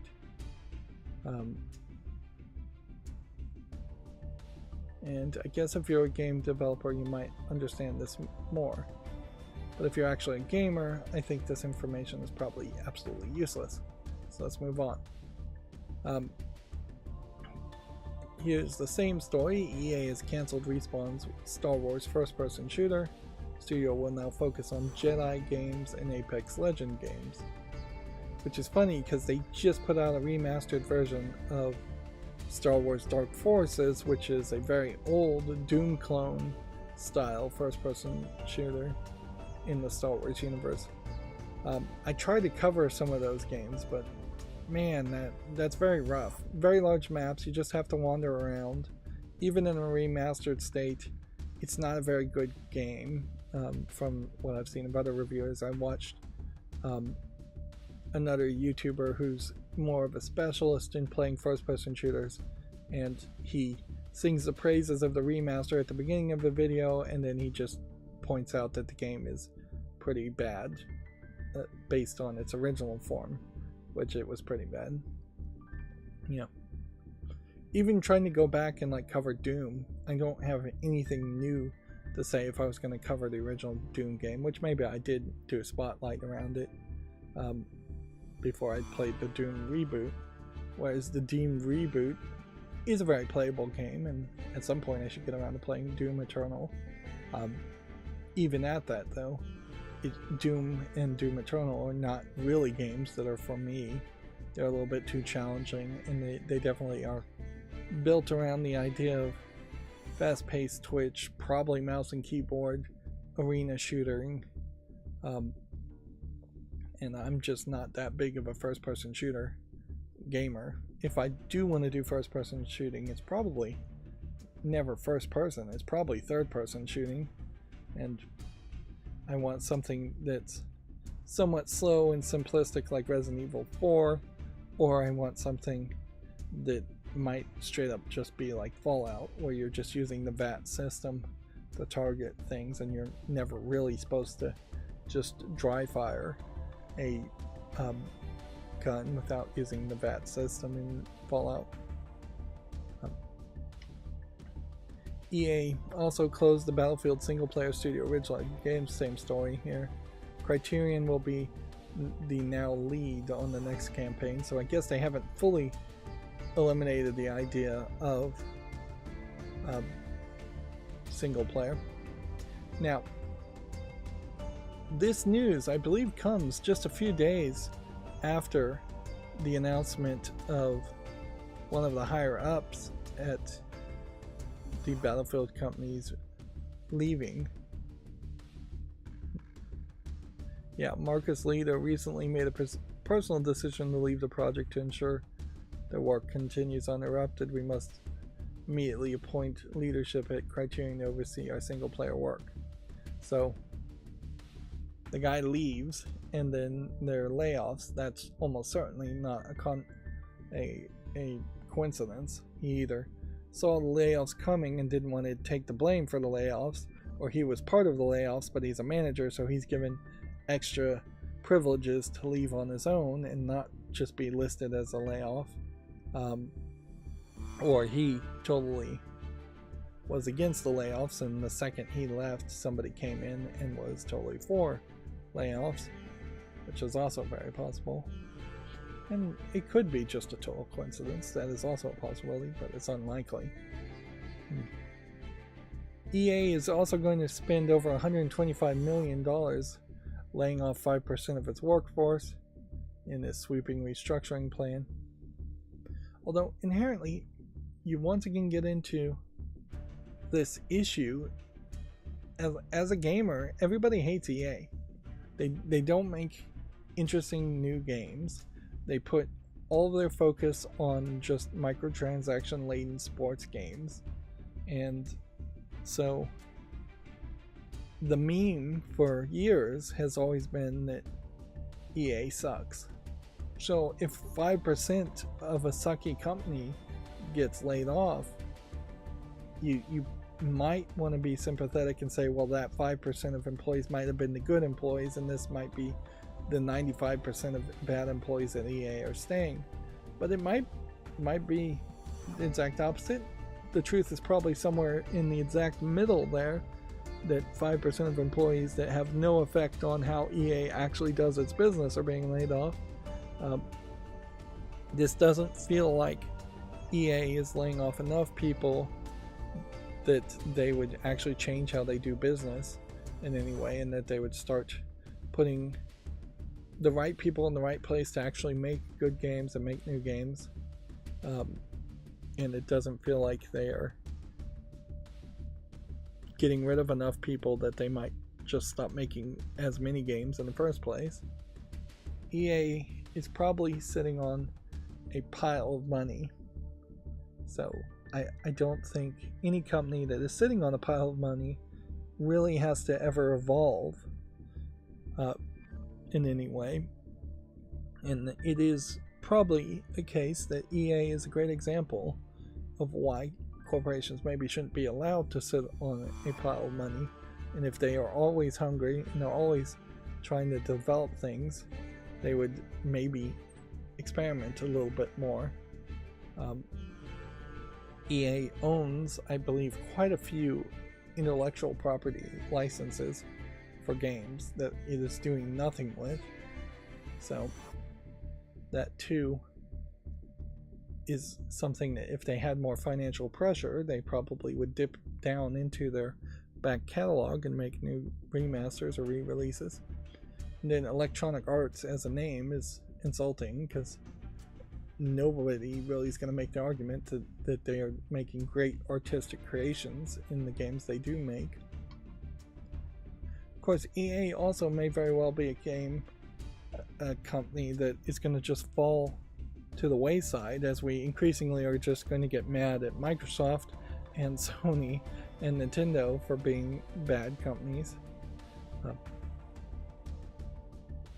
Yeah, it is very much just crabs in a bucket, where everybody is pulling everybody downward in quality and the way they run their businesses. Here might be another example of that from GameDeveloper.com. Nintendo is gunning for the emulator Yuzu with a new lawsuit. With Yuzu in hand, nothing stops a user from obtaining and playing unlawful copies of virtually any game made for the Nintendo Switch. The question in my mind is Yuzu one of the emulators that has an encryption key built into it, or a BIOS code built into it, something that would be actually copyrightable by Nintendo? Or is it a full white box emulator that would be perfectly legal? Emulators have been proven time and time in court to be legal, from what I understand.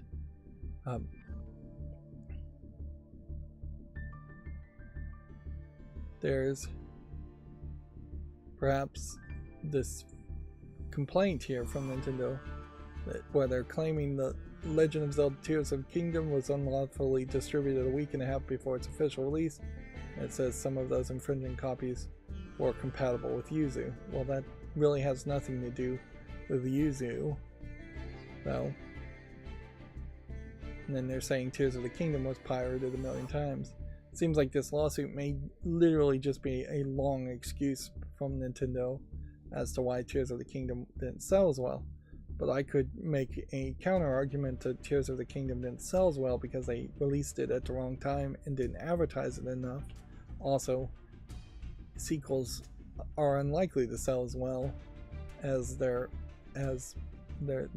first game in a series, and Tears of the Kingdom wasn't offering a lot of new content since it's the exact same landmass, and there's just no real gimmick other than the Hand of God gimmick of making mechanisms, which was too complicated. Nintendo is stating that there's no lawful way to use Yuzu to play Switch titles, and claims Yuzu creator Tropic Haze LLC has done manifest and irreparable harm to its business. Well, actually, if you make the argument that it's irreparable, then the courts have an argument to toss it out in the United States. At least this is probably a Japanese lawsuit that's all being translated from Japanese. But yeah, if you can't repair the harm, then the courts say, well, then we can't give you any verdict that would satisfy that damages, so we can't pay out damages, so we're not even going to waste our time on this court. You would want to say significant harm, not irreparable. They're seeking a permanent injunction against Yuzu, and meanwhile this just brings Yuzu, an emulator that I've never even heard of before, to the forefront of my mind, and so now I want to just go download Yuzu and make sure there's a copy easily available to me. It's also seeking statutory damages, which again, they're just really trying to, I guess if they're doing DMCA, this is a United States lawsuit. Yeah. I'm not even sure Yuzu or its team are based in the United States, but one would assume that there's some claim of jurisdiction here. But yeah, very much this is the Streisand effect, whereas Nintendo would have been better to not waste their times on these lawsuits. They're definitely trying to make examples, and it's just not really working. Unfortunately, the one example that probably has worked is how they somehow figured out a way to get an actual human being thrown in jail for piracy, which is very much a civil crime and a financial crime, and should not ever lead to somebody being thrown in prison. The United States is not supposed to have debtors' prisons where you might be found guilty for like a civil reason and then owe money to Nintendo, and thus you can be thrown in jail because you don't have the money to pay Nintendo. Yeah, that I think has been ruled unconstitutional, but somehow copyright and lobbying from people like the ESA, which Nintendo is a part of, has allowed copyright DMCA claims to end up with people going to jail. Whereas in this case, it does seem like even if Nintendo wins this lawsuit, which I think most people are hoping they don't, that they're just going to get some kind of judgment against employees or the Yuzu team, and then all of them would owe Nintendo such a significant amount of money that they'd probably never see it in their life. Meanwhile, Nintendo, with the Streisand effect, is making Yuzu way more known, and it just makes Nintendo look less popular. And if anything, this is what Nintendo of America exists for. This is the number one reason that Nintendo of Japan doesn't just ship games directly from Japan and have almost no office at all in the United States. Nintendo of America is established in the United States to give precedence and legal protection to Nintendo of Japan in the United States, and to file lawsuits on the behalf of Nintendo of Japan. So, if you think you like Nintendo, or if you think you want to work for Nintendo of America, this is what they do. They localize games and they sue people. They don't really make games. Not a lot of them. Maybe every now and then you get thrown a bone to work on some project as a second-party developer. But that's not why Nintendo of America exists. Here is the NVIDIA hotfix driver being promoted again, and NVIDIA customer care. We already talked about that. And then there was something Gamatsu had here. I think we probably have already talked about all of this. Oh, there was this interesting thing where Gamatsu points out that the PlayStation Store for this game, Metaphor ReFantasio, is up in Japan and Asia. But then there is a weird screenshot inconsistency they're pointing out. Whoever takes the screenshot really went for every level of saturation from left to right. Here's the PlayStation Store in English. Here's the PlayStation Store in Japan, which definitely is more colorful, and that may be intentional. And then here is the Microsoft Store in English, which is definitely more colorful and less saturated. And so either this is a case where they are straight up, I mean, this has to be intentional nowadays. If this was an old game, there might be a reason why the colors would be different and it would be in a different color range. But in modern days, the colors should be exactly the same. The screenshots should be exactly the same. The only thing I could guess is if this wasn't intentional, they probably gave a screenshot from an earlier point to the localizers in English, and then had people like fake the localization instead of actually having a game screenshot. or they just change the screenshots when they change the language to English. This is something we don't see in screenshots usually, is that there's just a difference in there.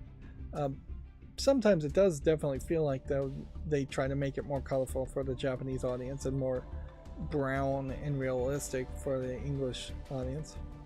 Another thing they're pointing out here, as far as just bad screenshots, is that in the Japanese versions you have barrels in the background here, and in the English versions there aren't barrels, which that seems really inconsistent. Which again, maybe that means the Japanese screenshots were taken much earlier and then the English screenshots were taken much later. Insomniac Games also had some layoffs. I think that's pretty much all I want to talk about, though, directly from Gamatsu's Twitter. Yeah, Insomniac calling this week's layoffs a, quote, solemn and unprecedented moment. I don't know how you say it's unprecedented, but it is worth pointing out that Insomniac Games is owned by Sony Interactive Entertainment, which I call Sony of California at the moment because it's being run out of California. And this does highlight that the development of first-party exclusives from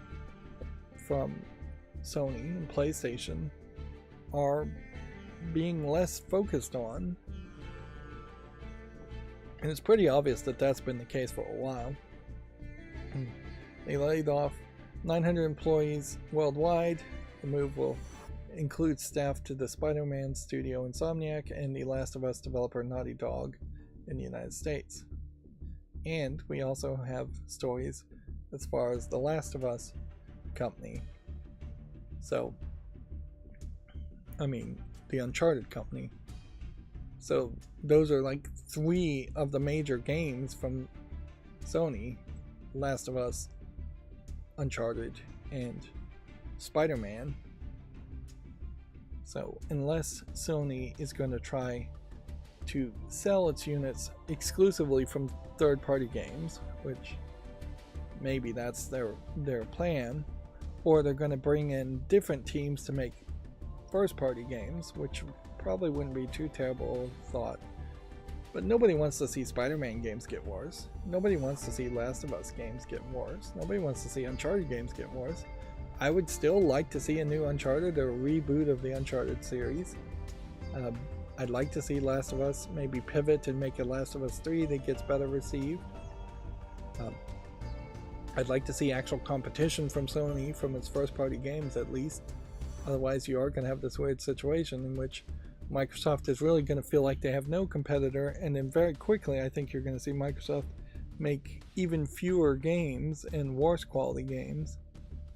And at a certain point we might have this soft collapse that would happen where Microsoft and PlayStation just kind of give up and make minimal efforts in the game industry, and it is just going to be a whole new generation of third-party developers that become popular and successful, or a whole bunch of indie developers that become popular and successful. Texas Chainsaw Massacre netted 5.6 million players as Black Tiger apparently is taking over development, which that's a big number for a game that I really haven't seen advertised that much.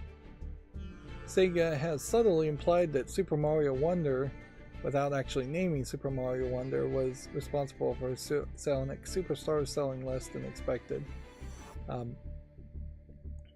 which is probably the case, but I think it also was the case that Sega knew when Sonic Super Mario Wonder was coming out and could have released their game later or earlier to avoid the conflict there. Definitely feels like it's sour grapes, and it definitely feels like this is just a case of Sega either having too high of expectations for Sonic or just not doing particularly good around Sonic. We still are very much at the case where there are more bad Sonic games than there are good. So it's going to be a while before they dig themselves out of that hole and establish a good level of quality of Sonic games and consistency with Sonic games that would rival the almost 100% record that Mario games have. If anything, I'd say Mario Wonder probably didn't sell as well as Nintendo would like, so in contrast, had Super Mario Wonder sold as well as, say, Super Mario Odyssey had sold, then Sonic Superstars would pale in comparison even more. Let's see. We already talked about the Call of Duty Black Ops veteran Dan Vanderhaar announcing a new NetEase studio. So all the military first-person shooters basically seem to be shifting people around, which probably highlights how military first-person shooters have not been doing particularly well in recent times. We already talked about Insomniac Games having layoffs. Let's see. Remedy has gotten Control's full franchise rights from 505 Games. Seems like a weird issue there. I guess this is your standard situation where the publisher makes a contract with the developer that says the publisher has to be paid back for all the money plus profit on the sales and development of a game before the rights go to the actual developer of the game, which is kind of an insane system, because if you were to take the same idea and try to apply it to owning stocks in a company, that would be crazy. Like, it would effectively say, well, mortgages are effectively the same thing. You don't own your house if you have a mortgage, the bank owns your house. And you don't own anything really from your house until you pay off the mortgage with interest. That is, I guess, what a publisher is doing, is saying you don't own this game until you pay off the loan we gave you to develop the game and all the money we spent to advertise the game with interest. So there definitely are contracts like this. The difference there being a house is not thought of as being a creative franchise, a creative element that you're creating from. So it's just thought of as a physical piece of property. Now, arguably, if you are a homeowner, you take care of the house, you decorate the house, you do take some ownership of it, but you probably didn't build the house from scratch. So although you could certainly get a mortgage to build a house from scratch and be a construction person and construct it yourself, and then it would be the same kind of creative element. But particularly in digital forms, there probably should be some kind of moral rights where video game companies can't lose 100% of their creation. It is kind of crazy that 2K owns the Borderlands series, and so if 2K took Borderlands away from Gearbox could do nothing about it, and 2K could have a different company make Borderlands games and sell and make tons of money on Borderlands games, and Gearbox would never see a penny of that, even though Gearbox is the company that made Borderlands, programmed it, and made it popular and supported it for so far quite a bit, quite a few years.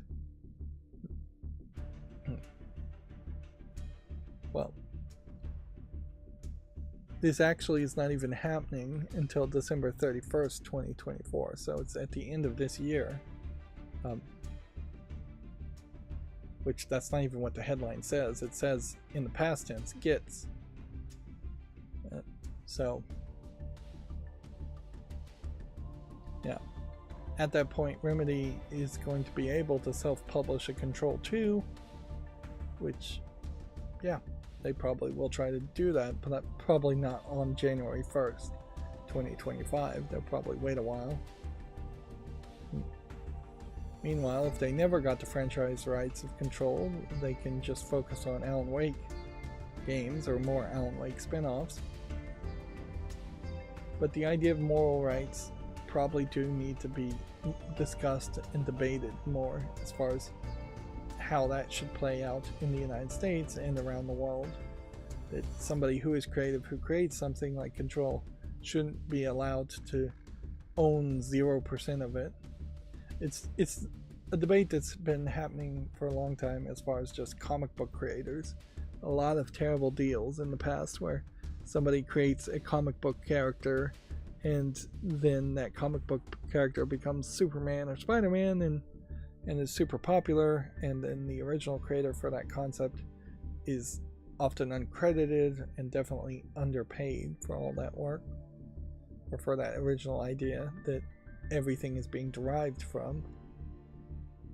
And if you're not going to argue for moral rights and owning some small percentage and getting a revenue, some amount of money from derivative works, then the copyright system should just go the other way and say derivative works are fine and copyright shouldn't exist in the first place. Which maybe that is the easier way to do it, is just get rid of copyright in all but very limited ways, and then anybody who makes Control would be allowed to make a Control 2. Everybody in the world could make a Control 2, and there would be no copyright laws stopping people from doing that, making derivative works and fan sequels and things like that. And maybe that's the way the laws should go. It's almost certainly not the way the laws will go, but it is certainly a counter argument to moral rights. Just say nobody has any rights to an idea, and once an idea is set free in the public, it just belongs to society. Which, yeah, that would work too. If Spider-Man issue 1 had come out and it was just immediately a public domain character like everything else, and Marvel and DC and any fan could make Spider-Man comics, that would be fine. We are certainly seeing with Steamboat Willie and Mickey Mouse, a character going into public domain in modern times isn't leading to a massive flood of Mickey Mouse fan stories or fan animations or anything like that, at least not yet. Speaking of Mickey Mouse, Warren Spector, who made Epic Mickey 1 and I believe Epic Mickey 2, said he'd love to make an Epic Mickey 3, but his current job prevents him from doing that, so we probably aren't going to see an Epic Mickey 3. I don't know if there's really that much demand for it. Deck 9 Games, developer of The Expanse, also laid off 20% of its staff. We already talked about that. The Final Fantasy boss Kitase explains why he didn't quit when his mentor Sakaguchi left Square Enix. Kitase directed Final Fantasy 6, 7, and 8 before Sakaguchi's departure. There's, I guess, a full explanation here. I don't think in Japan, even if you have a mentor, there is this feeling of loyalty to a mentor over stupid loyalty to working at a job. And only very recently, in the past couple of years, have we started to see Japanese people actually be willing to leave their jobs and form their own companies, or just leave their jobs in general. It has been up until this point very much the case that you just work as a salaryman at a company until you die or retire, whichever happens first. And yeah, this kind of loyalty doesn't make a lot of sense. You can be loyalty if they've got a good pitch and if they want to take you with them, or if you might discuss or offer that. But it probably creates a lot of job instability, certainly to move to a new job. And I'm not sure the way Final Fantasy games in particular are directed and made, that it works for there to be any more than one person in charge of the creative decisions in the first place. So if his mentor was at Final Fantasy, was working on Final Fantasy games also, he probably wasn't making any real decisions, and he was probably just following the wishes, or what he believed the wishes of Sakaguchi was. With Sakaguchi stepping down and leaving Square Enix, that creates a opening for Kitase to actually make his own decisions and go in different directions, which is a rare opportunity in Japanese business, I imagine. I wouldn't be surprised if we see Kitase eventually leave Square Enix, as I think a lot of people are eventually going to leave Square Enix, or Square Enix is going to change how it does business, whichever happens first. The game Bolotero has made $1 million within hours of its release. We already talked about that. I should also mention that my clips program seemed like it worked last time, but I made a stupid typo. So it didn't put a carriage return at the end, just a enter, basically. So I ended up with a file that was just one long single line with no carriage returns, which is not going to work. I could have manually gone in there and fixed it, but it's not worth the time. But I am making progress on the clips programming, although to no real reason. The clips from the first video that I did make clips on have all gotten 0 views. That being said, if I looked at the first 100 clips I put, YouTube shorts I put out, they also got 0 views. Meanwhile, now I'm getting about 25% of my views from YouTube shorts. At this point, I could never give up on the YouTube shorts. I might be able to evolve YouTube shorts into something else, but that is just going to have to be a thing forever. So hopefully I'm not irritating too many people on YouTube shorts. The Pokemon card illustrator, this is from Video Games Chronicle, says he feels in danger from autograph hunters and ambushes. This is Naoki Saito, says he won't sign any more autographs until it settles down. Now what's funny about this is I guess nobody really gets trained on this, but it should be fairly easy for anybody who's an illustrator or anyone who's creative, a book writer, things like that, to simply have it be known fairly publicly that if you send a self-addressed stamped envelope to the person's agent, he will sign or give you a photo, a signed photo, for free. Some people definitely do signings at conventions and charge, but yeah, in the old days that was very much the case, and there definitely are people who do signature collecting the right way, in which they have they just send self-addressed stamped envelopes and whatever you want signed, or you just ask for a signed photo or something like that. And then a lot of times signing is done with an auto signer anyway, so nobody is actually signing those. It's just done with a machine, but by it being done with a machine, the signature looks the same always, so you can then authenticate that it actually was quote-unquote signed by that person. Whereas if they're signing it with just a Sharpie at a convention, the signatures might change a little bit. A lot of signature fans, which collecting signatures is a weird hobby, but whatever, want photos with them, with the person signing, to kind of prove and memorialize the signature, which that can help somewhat on authenticating a signature. It does all build around the idea that signatures are worth something. This is almost certainly, in this case, more of a Japanese thing, where the Japanese people think that Japan is pretty much safe enough that they could walk up to an illustrator and ask them for signatures.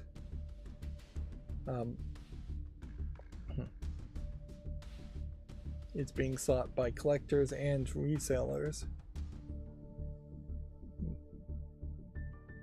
Which, yeah, the real thing here though is to just say send send your Pokemon cards you want signed to my agent to this P.O. box.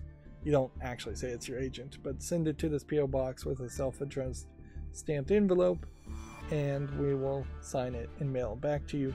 That creates a lot of barrier from you being physically in the same room with somebody who might be crazy, while still satisfying the fandom quite a bit. The other way you could do this certainly is you could say, well, signatures seem to be so popular around Pokemon cards that we should have just a signed series of Pokemon cards that they sell. Certainly you could take packs of Pokemon cards that don't sell that well, older cards, and just have them be signed and then repackaged and then sold at a much higher price. But yeah, people do like signatures, they do like photos, and that is part of the thing about being a celebrity. In this case, this is a Pokemon card illustrator, which in Japan technically does rise to the level of celebrity, but it is also the kind of job where the card illustrator, I'm sure, didn't really think that he was going to be a celebrity originally, or she, I'm not sure whether it's a he or she. No, it says he. He is also potentially whining about him feeling like he's in danger, where he's probably not in danger.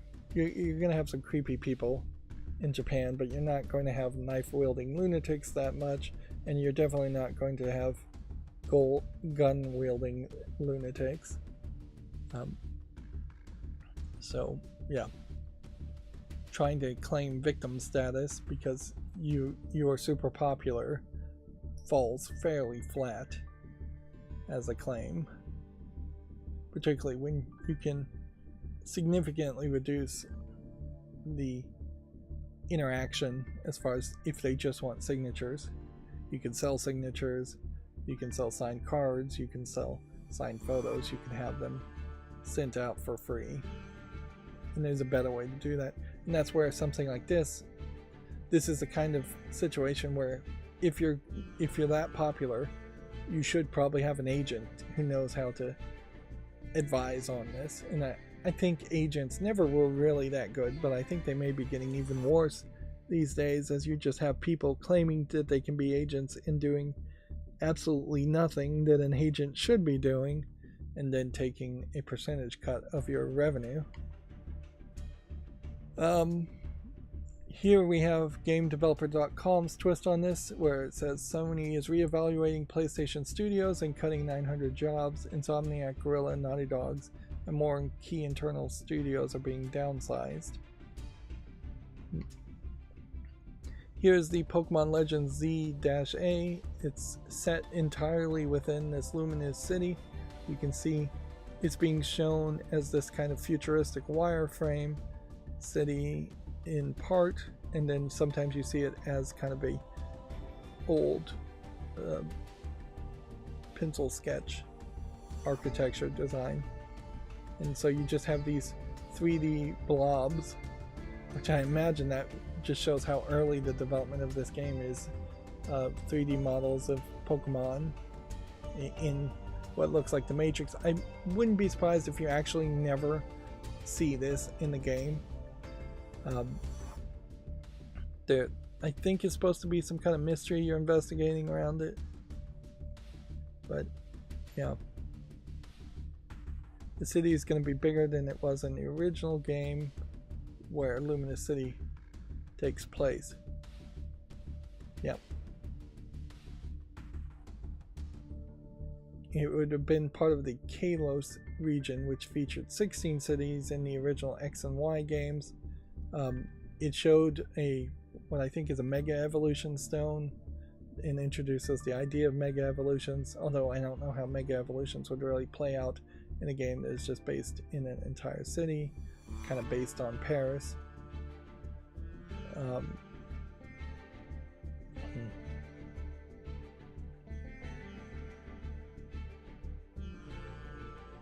So yeah.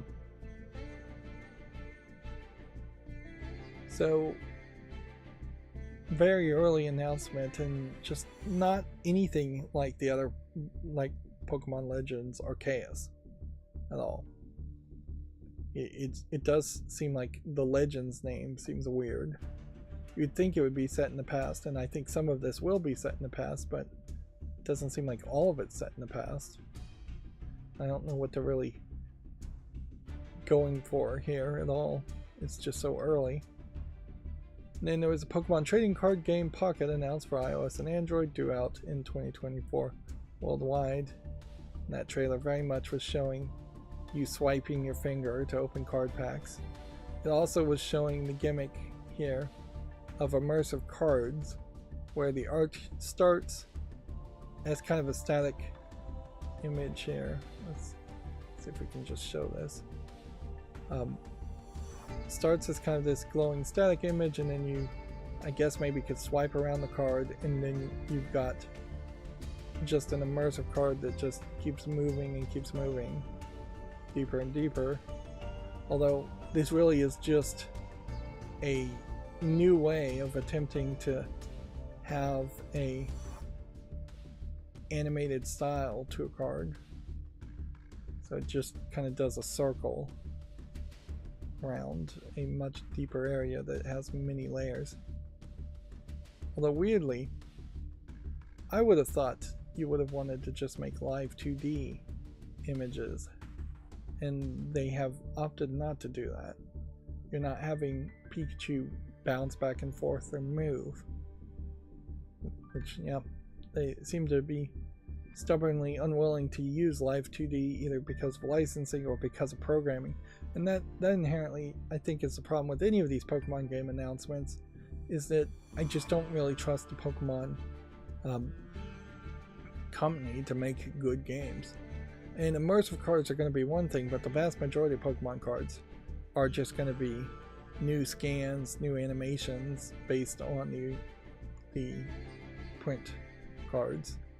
I wouldn't be surprised if this might be a step in the direction of reducing the number of actual physical print trading cards that come out and that get sold, as I imagine fewer and fewer people actually want to play with the actual card games, as much as they could pivot a big portion of the audience to digital. There's a lot of savings around not physically printing cards and not shipping them to comic stores or card shops, or putting them in Walmarts where they're going to get stolen quite a bit. Yep. You can actually play the card game in Pokemon trading card games, but you would be forgiven if you didn't actually get that message in the trailer, because they really only spent a few seconds actually showing the gameplay of the Pokemon card game, and they're definitely not emphasizing that at the moment. We already talked about PlayStation Studios laying off people. There is a rumor that Multiversus may be returning soon. According to McDonald's Australia, the fast food chain is promoting an upcoming Multiversus Happy Meal toys. So I guess WB took down Multiversus, or only launched it in some trial betas originally, and that probably is the right move, because if you're going to make a Smash Brothers clone using only WB properties, well, you're going to be fairly limited on the characters you can use, and you're really going to have it come out strong. And I believe that the last time you could play Multiversus in beta, the selection of characters was fairly limited, and depending on what generation you are, you may not really recognize a lot of the characters here. I think this is Steven Universe, I think this is Steven Universe, this is Adventure Time, this is Adventure Time, this is Bugs Bunny and Tasmanian Devil, and this is Scooby-Doo. This girl might be from Avatar: The Last Airbender, but I don't even know if WB owns that. And then this is the Iron Giant from a movie. if we go back up here, we can recognize Batman. Yeah, I don't know who this character is. And Superman from DC Comics. You'd think DC Comics might play a little bit more of a role. Wonder Woman, you just have Trinity here. So, yeah. Warner Brothers do have a lot of old cartoons. Certainly they could lean on, but it's not a lot of recognizable characters.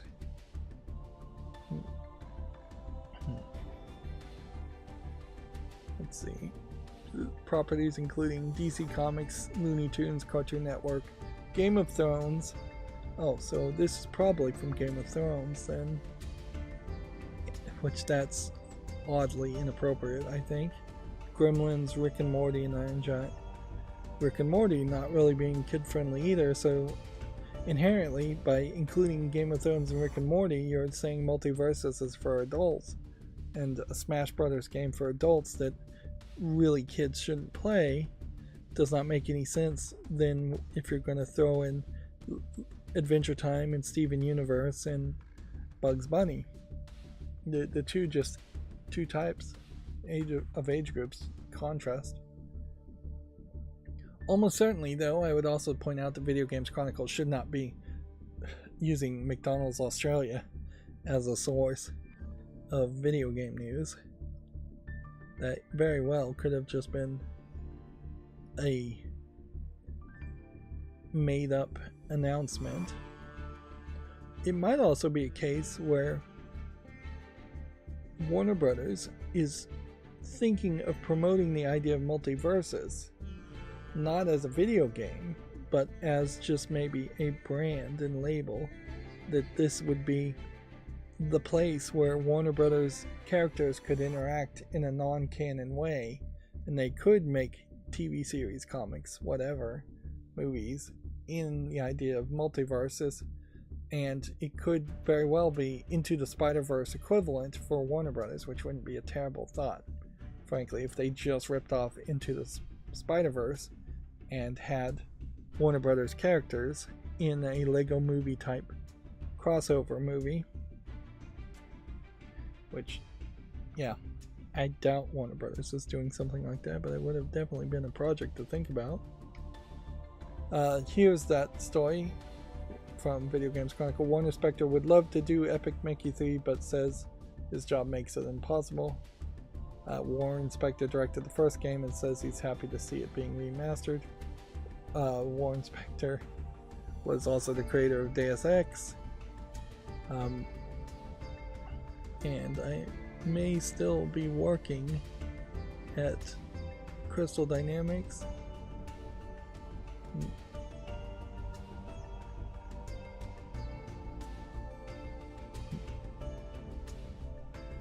Everyone on the original game, as well as the Purple Lamp and THQ Nordic teams that worked on the remaster, did a great job bringing it to life.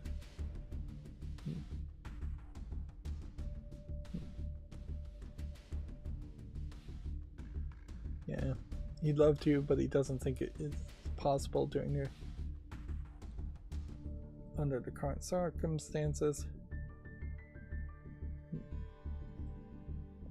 Triquel. Interesting phrase. Instead of calling it a threequel, you call it a triquel.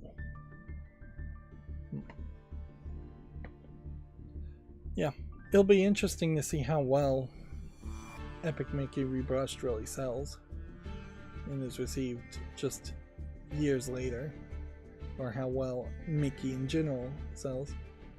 I almost wonder if the fact that Mickey went into public domain convinced Disney to allow the remaster of Epic Mickey 1. But there's a lot of stuff happening in Disney, certainly, and Disney has been floundering to figure out what it should be doing and what it shouldn't be doing. And in part, without getting into any politics around Disney, they really do feel like they failed to create anything in the past couple of years as far as movies, and it's been a long time since they've made any kind of Disney animated movie, something as big as like Cinderella. that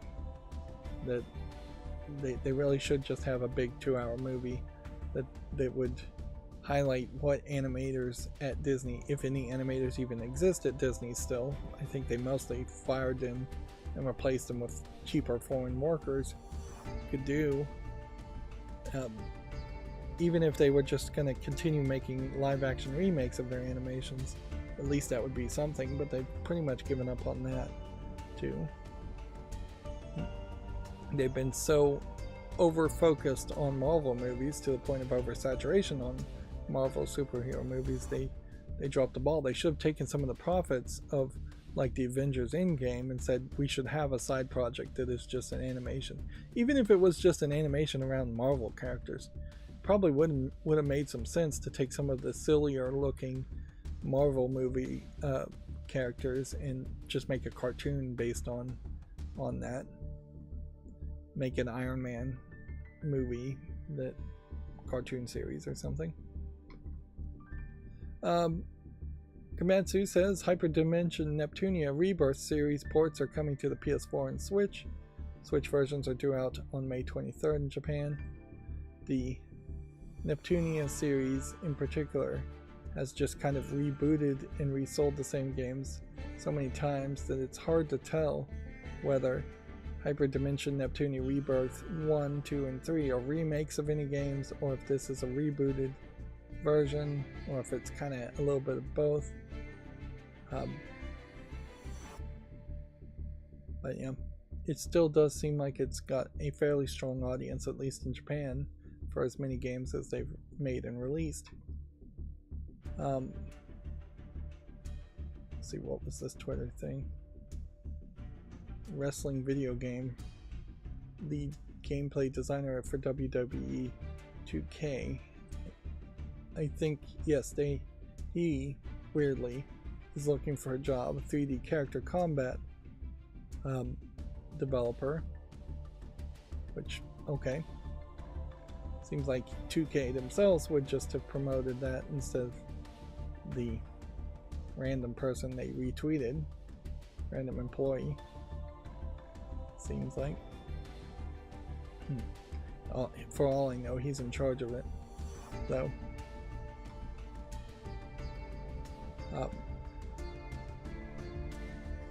Let's see.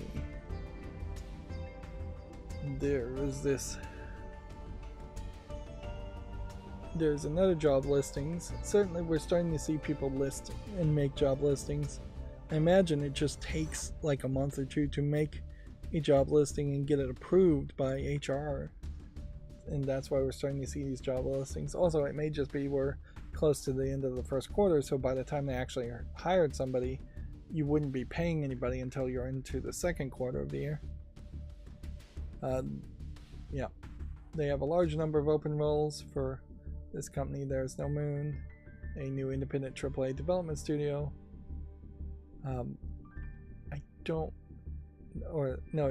It's not There Is No Moon, it's That's No Moon. That's a Star Wars reference, now that I think about it. So I guess now would be a good time, if you're determined to work in the video game industry, now would be a good time to start putting out applications. Also saw that it seems like increasingly there's less demand for here's Deck 9 also talking about their layoffs. I like how Deck 9 here has everybody being displayed as your banner.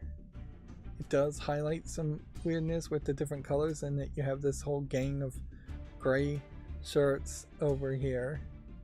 And I wonder if it's like different color shirts for actual different roles in the company, or if it's just random differently colored shirts. It seems like that's a little weird to have so much variety in color and shirts. Perhaps it is in part to have you overlook the fact that when you actually start look at the faces of all the characters at the company, it is a lot of bald white guys, a lot of white guys in general. let's play a little bit of games of who could even possibly be minority. This guy in the back might be a minority. This guy in the back might be a minority. This guy might be a minority. If you include women as minorities, there you've got a woman here and a woman here. This guy might be a minority. That might be a minority. There's a woman. There's a woman here. You have a guy wearing a hat, so you can't even see his face.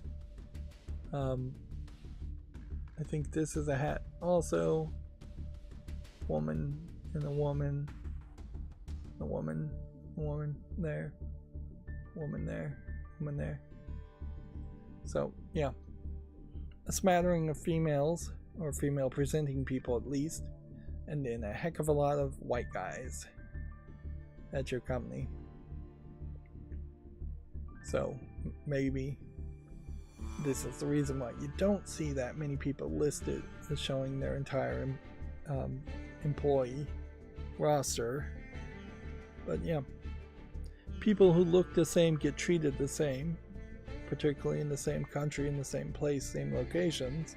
People who get treated the same end up having very similar ways in which they have lived their lives, have been raised, and how they think and believe on certain topics based on the way they've been treated. And that creates a lot of groupthink, and it doesn't create a lot of diversity of thought, which then creates less possibility of having interesting ideas, new ideas for video games or any other development of a story. And particularly when you're talking about Deck 9, they are basically just making Telltale games based on The Expanse, which is not something they wrote. So The Expanse as a Telltale game looks exactly like, I imagine, and plays exactly like every other Telltale game, with nothing new or creative being added there. And that was kind of the problem with the original Telltale company, is that the games became very samey, and the only time they did get anything creative or interesting in Telltale games is when they hired out multiple writers to actually write the stories for like the Walking Dead games. And even at that, the stories weren't that were kind of exclusively good to the Walking Dead games and not that interesting from other series. GameDeveloper.com also says PlayStation is shutting down the London studio amid the mass layoffs. They've been working on a new franchising and is still advertising job openings on the website. Unity is laying off about 25% of its staff. Well, Unity saying that it laid off 25% of its staff was about reigniting revenue growth, which, yeah, I don't think that's going to work for Unity. I think Unity will be a dead engine 10 years from now, as fewer and fewer people are willing to put up with the internal power moves that are being made at Unity, that are now being made very publicly. And it probably is a great example of how a company cannot just secretly and silently lay off a bunch of people without it getting reported. Video game journalism has gotten a lot better lately on making sure that gamers know when a company is doing something shady or when it's laying off a bunch of people, if you follow the right news sources. In fairness though, the vast majority of game developers, I mean gamers, not game developers, the vast majority of gamers are not following video game news and couldn't care less. They don't have time in their life to care about the drama of a company like Unity and whatever it's doing. They just want to play the games they want to play and have a little bit of entertainment and relief from their stressful day-to-day lives. Here's that story I was talking about before. Alan Wake 2 was the quote right time for Remedy to invest in live action video, says the actor Sam Lake, I believe. I don't know if I really think really that is true. Like, but also I don't really have any major interest in playing Alan Wake 2, so I'm not really the target audience for Alan Wake 2 anyways, so maybe it is true. It seems like the vast majority of Alan Wake, this is a fake band I think they made up for Alan Wake 2 called Herald of Darkness. Feels like the rest of Alan Wake 2 is very much realistic animation, but still animation, and so you can't really promote the animation and say, oh, Alan Wake 2 looks so pretty, and also say, well, we also did some live action footage too. You can't do both.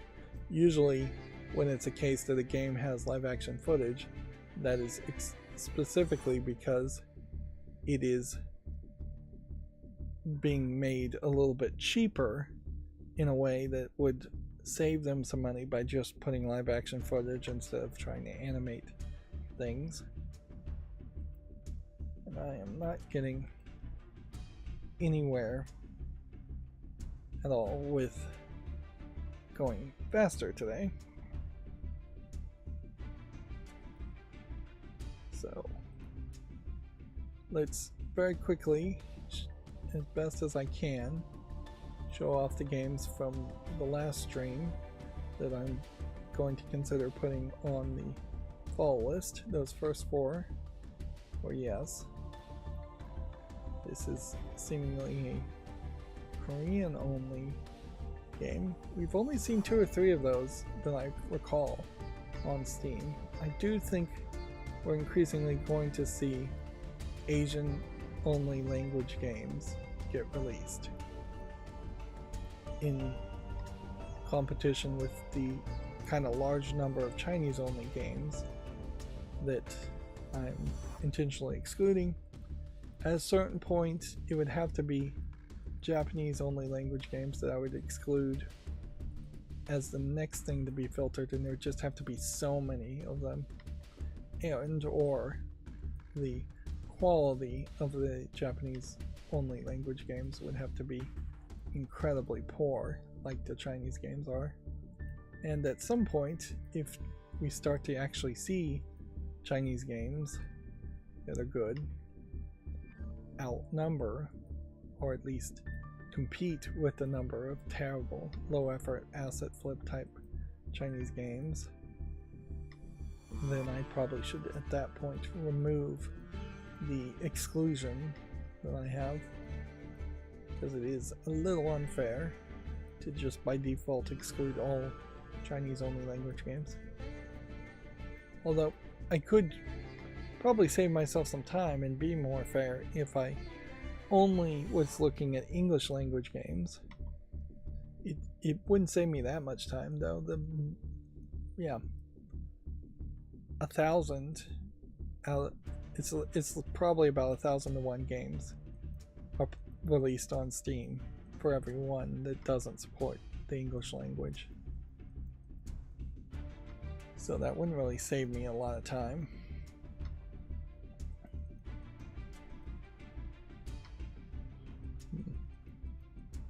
I did see in one of the YouTube shorts that there was a pop-up that said if I signed into my account through the OBS web browser that I'm using.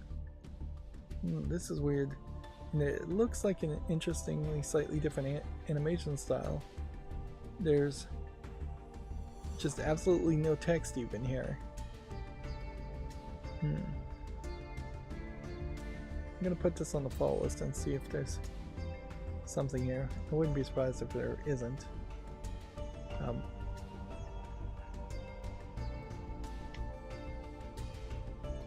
Nathan Morgan dilemma, that might be something.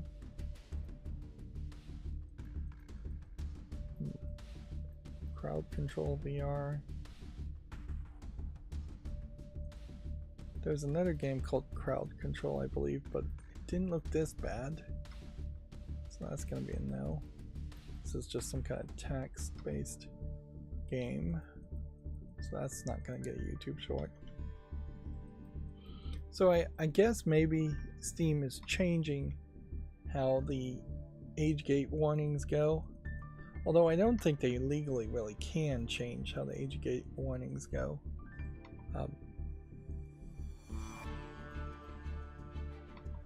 There's too many laws in like Europe and such that says if it has like an ESB M for mature rating, you have to prevent them from even seeing the page without asking the age at first.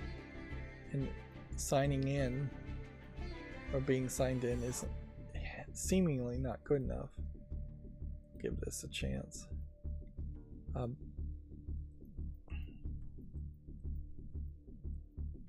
This is an interesting twist on Minesweeper. I don't know if that really changes that much to kind of just pivot it. It would come down to, I guess, if you put shapes here where the Minesweeper was touching fewer sides. And I guess that's the case here. No, that's still 4 sides for each of these shapes. So this is going to come down to, can I find one piece that is touching 3 sides only? Something that would be a triangle, effectively. Or 5 sides. I'll take 5 sides too, because that would change things. No. In these screenshots I can look and see that while they are twisting the squares, it is always touching 4 sides, which means while visually it may look different, it's going to play exactly the same as Minesweeper. So I'm going to say no to that. Now, if they'd taken it to the point where they had 5-sided pieces and 3-sided pieces, that would be an actual logical twist on the game. But it would also potentially cost a lot more. And see, this is already on the fall list, and I need to start deciding whether certain games deserve a second YouTube short if it's already on the fall list. And in that case, I'm going to say no.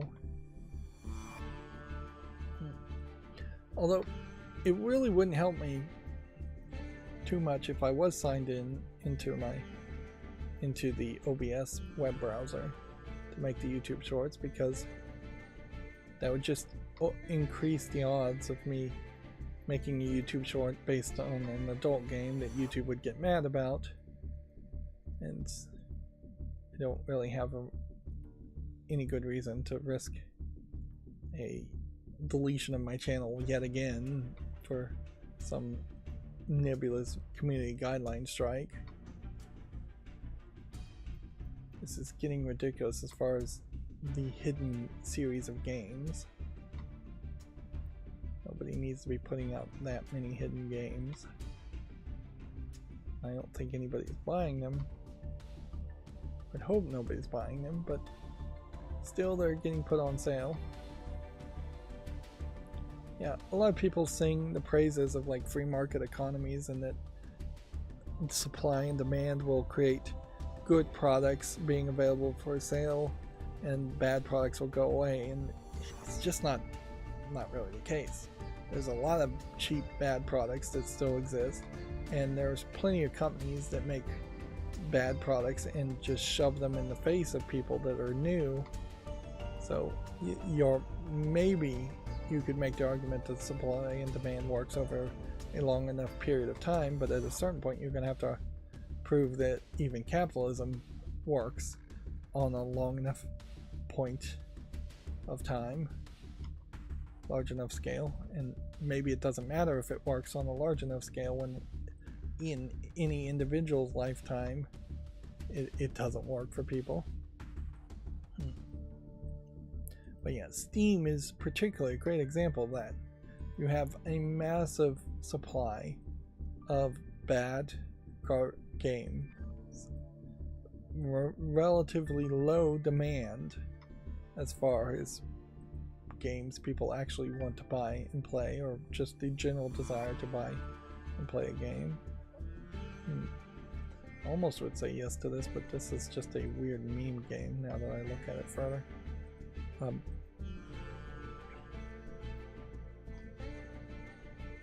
In contrast, if supply and demand was true, we would have extremely few games on Steam being released, and they would all be fairly high quality games.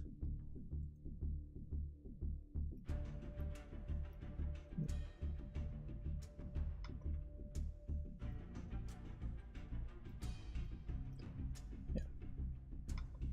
And that is, I guess, completely also ignoring manipulation, where people are just buying their own games. Interesting. Here you have an educational game that teaches about self-managed abortion. I imagine this is something that would get me in trouble with YouTube. And I don't know if there is some trick here around taking something like a Plan B pill, which I don't think most people would call taking a Plan B pill actually an abortion. I don't think there is anything in the United States, maybe in other countries, as far as any kind of other abortion things. Maybe the pill that women take. Maybe if you take the pill at the right amounts at the right times, that would do something. But yeah, this would definitely get me in trouble with YouTube if I tried to cover it. But it is probably something every female should know about. Whether or not they're ever going to actually use that knowledge. See, that's weird. Today we have ended up with very, very few games that have made it to the short list of making YouTube shorts on it. 7 games. Now, I find that fairly surprising.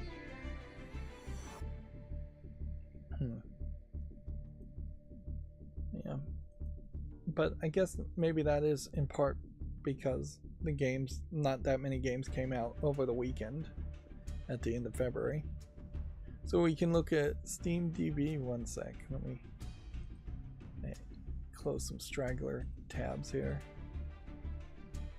There we go. So we can look at SteamDB. Helldivers is a little bit lower. And then Dueled is continuing, I think, to go downward. This game Lost Epic. Where are we with Lost Epic now? Ratings, I think, are going up, but it still seems to be around 71% as far as it is. The reason why Lost Epic seems to be super popular at the moment is because it is making a direct argument against Diablo 4 as an action RPG game. It's what I think they're describing them as now. But yeah, seems like they're working on the servers and trying to, and maybe slowly growing their fandom. Grand Blue Fantasy is moving downward, or at least maybe maintaining its 18th position. I definitely would think Grand Blue Fantasy Relink is more interesting than Football Manager 2024, but clearly there's one type of audience, me, who would be interested in something colorful and action-y, and then there's a different type of audience who would be so into playing soccer or football and being the manager that they would be playing a spreadsheet game. As far as my chart goes, we see here that Palworld has now dropped down below Naraka Blade Point. Helldivers is falling downward again. Apex Legends is going up, and Lost Epic had a spike and went down. So we're seeing some things trending downward on Wednesday, which is probably not that crazy. And then we can look at Steam. Dueled is right at the top. Lost Epic Epoch is here. That's the top seller. I'll check that page. They're doing this Steam Dinos vs. Robots Fest, but they're not even doing a full page takeover for that. And let's see. Anything particularly interesting on sale? Yep. Still very much feels like it's the same old, same old. So it does seem like there is just this. There's this game, Slay the Princess, seems to be getting more coverage than I would have thought it would have been. And then this game too. This game called Nothing is a top new release for some reason. And then a Momodora game. Look at that too. Top new releases for January. This seems like this is a new shelf. I don't think I've ever seen top new releases. And yeah, it definitely feels like it might be a case where if a game is struggling with its player base, they may just not bother to advertise it, or it may very well be a case where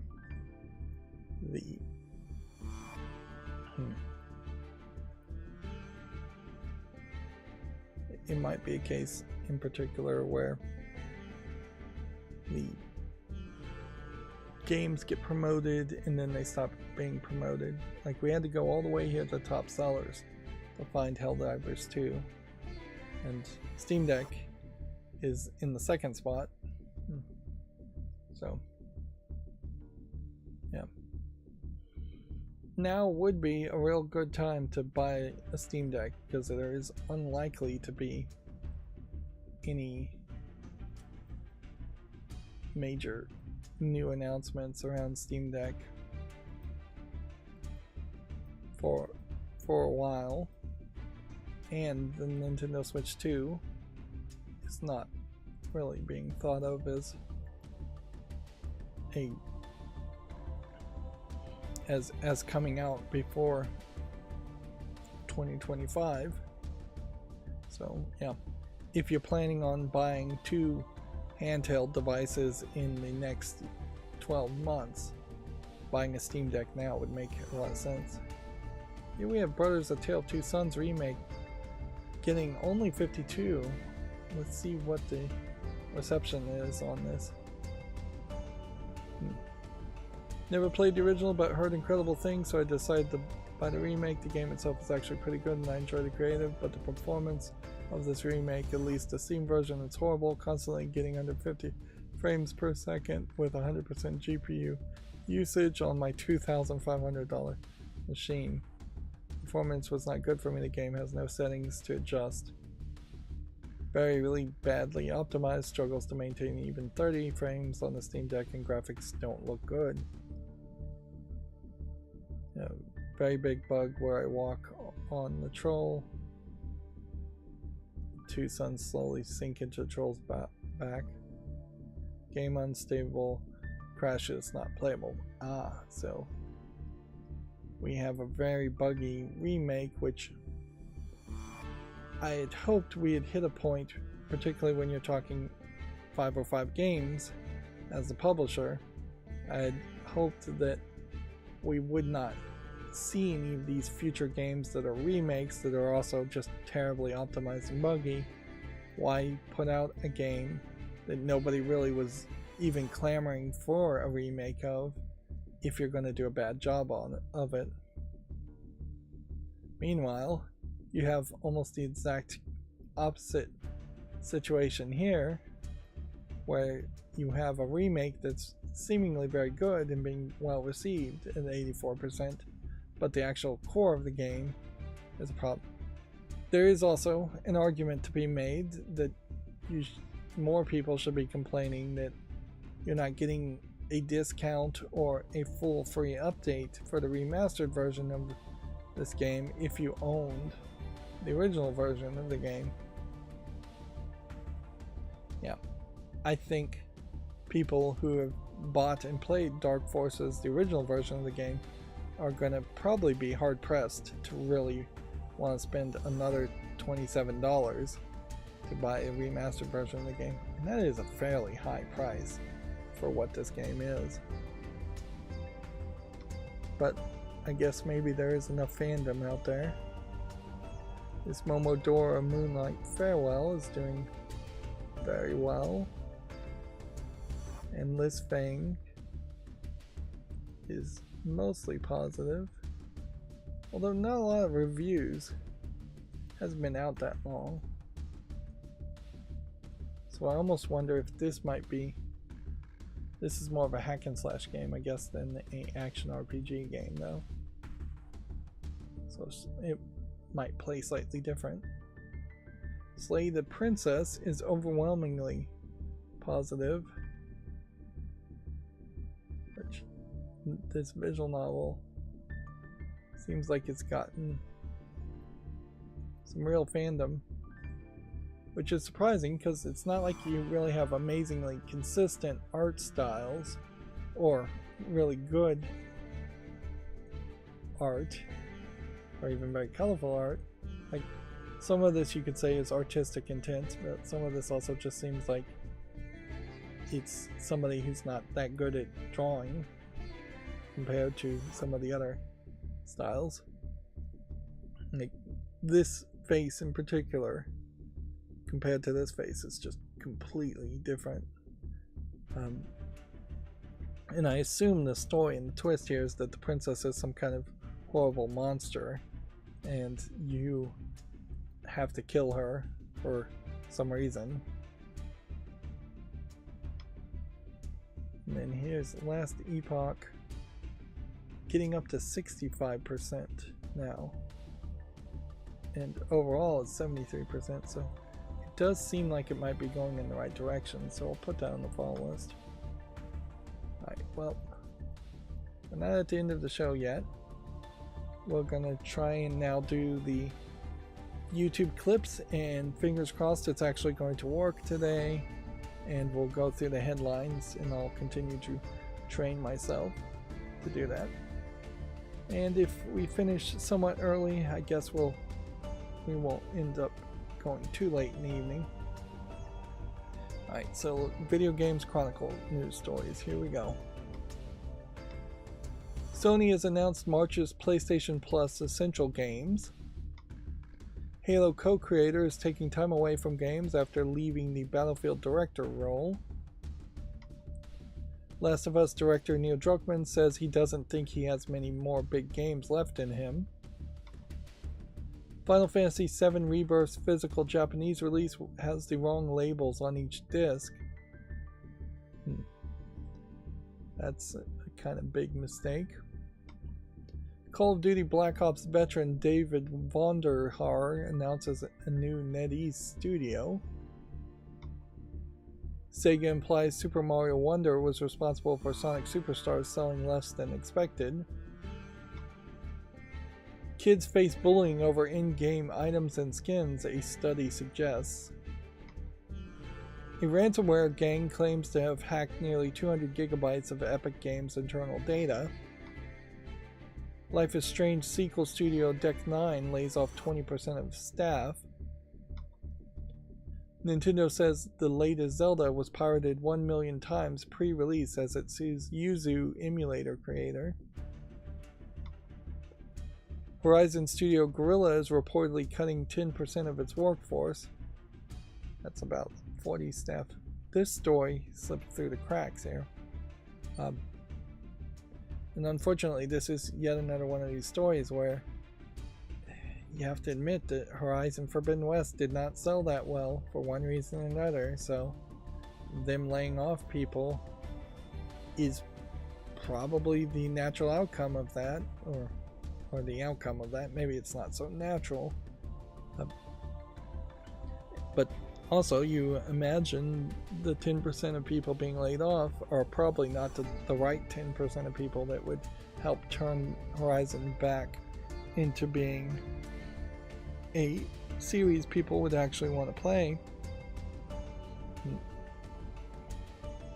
Moving on, I guess. Skull and Bones Season 1 has launched. Spider-Man actor thinks Insomniac isn't done with Peter Parker. EA has revealed F1 24 ahead of its release in May. Pokemon card illustrator says he feels in danger from autograph hunter ambushes. Sony reportedly canceled Twisted Metal live service game as part of the layoffs. So apparently they were going to make a live service Twisted Metal game. If you were going to make a live service game, Twisted Metal probably is one of the types of games that would make a little bit more sense to do that. Yeah. Weirdly though, this just kind of feels like Sony is canceling everything. And we'll see what happens. Otherwise, or it may be a case that Sony is canceling all of the Western style games and we're just going to see a lot of Japanese Eastern style games come out of Sony once again. Or maybe for the first time. Pokemon Legends Z-A is set entirely within Lumio City. Pokemon trading card game Pocket is coming to the mobile this year. Pokemon Legends Z-A is officially coming to Nintendo Switch in 2025. One of March's PlayStation Plus Essential games has leaked. PlayStation Studios says it's re-evaluating how we operate, confirms canceled games. Some of these headlines, I'm really just going to burn through them, I'm realizing, just because I just don't care about them.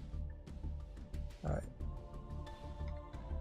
PlayStation is cutting around 900 staff worldwide, around 8% of its entire workforce.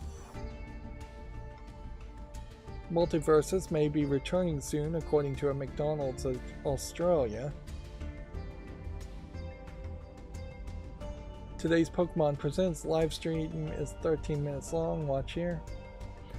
Probably shouldn't have made a clip around that one because that one's already passed. These are older articles at this point, and that's absolutely irrelevant to make a clip around that. Warren Spector would love to do Epic Mickey 3, but says his job makes it impossible.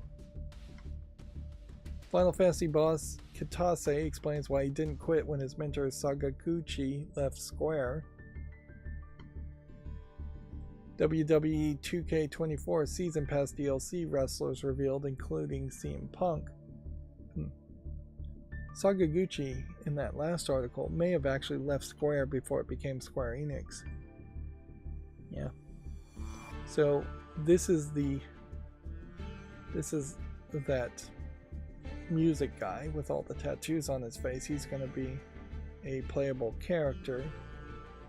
I don't really know who this guy is or this guy. And I assume these are all wrestlers. Yeah.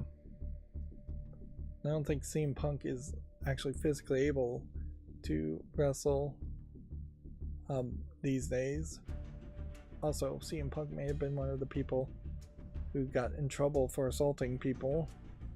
Which, yeah, wrestlers assaulting management, management assaulting wrestlers seems to have happened quite often in both the WWE and other wrestling events.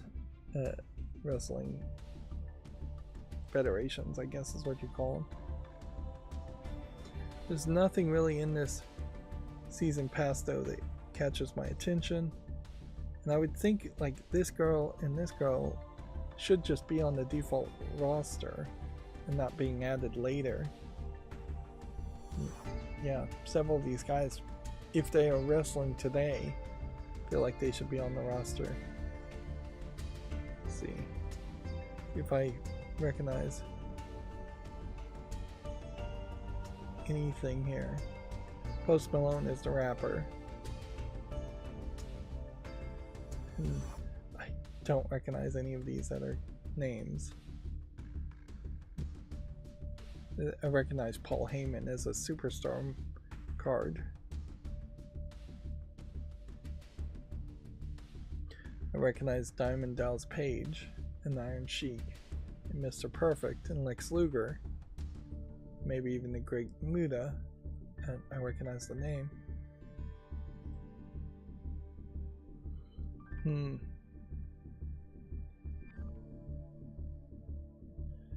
So yeah, that doesn't really feel like a good collection of characters that you would absolutely want to buy the season pass or get the DLC from. But maybe that means that the base game has all the characters you really would want. Although I still don't have any faith that WWE 2K24 would be more enjoyable to play or just less buggy compared to any of the previous WWE games. So let's move on.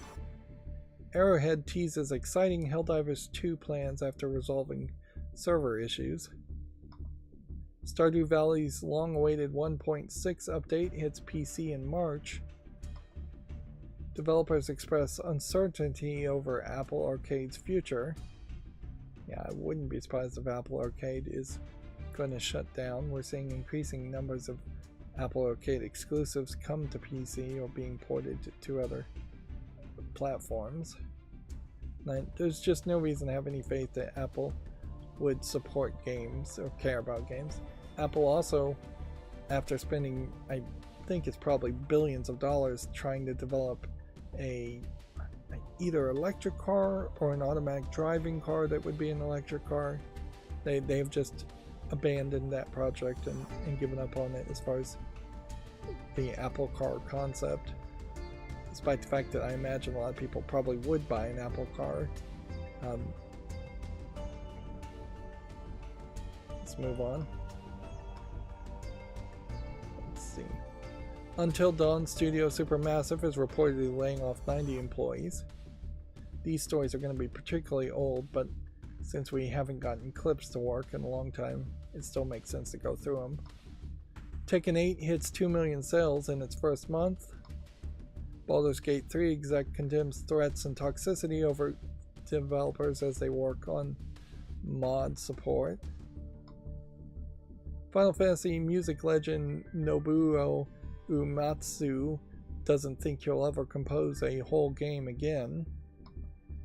Switch 2 is targeting March 2025 and was delayed to avoid shortages, a new report claims. Bravely Default producer teases an announcement later this year. Helldiver 2 bucks UK physical game trend as weekly sales rise for the second time. Rainbow Six Siege's director believes the game can last forever. Miyazaki says there's a high possibility he delegates directing for the future Souls games. Halo co-creator Marcus Leto has left the EA Battlefield studio he founded. Rise of the Ronin's latest trailer explores combat styles. Activision is working to fix Modern Warfare 3 and Warzone progression tracking issues. Warner says Suicide Squad Kill the Justice League has fallen short of expectations. Nobody's even mentioning this game at this point.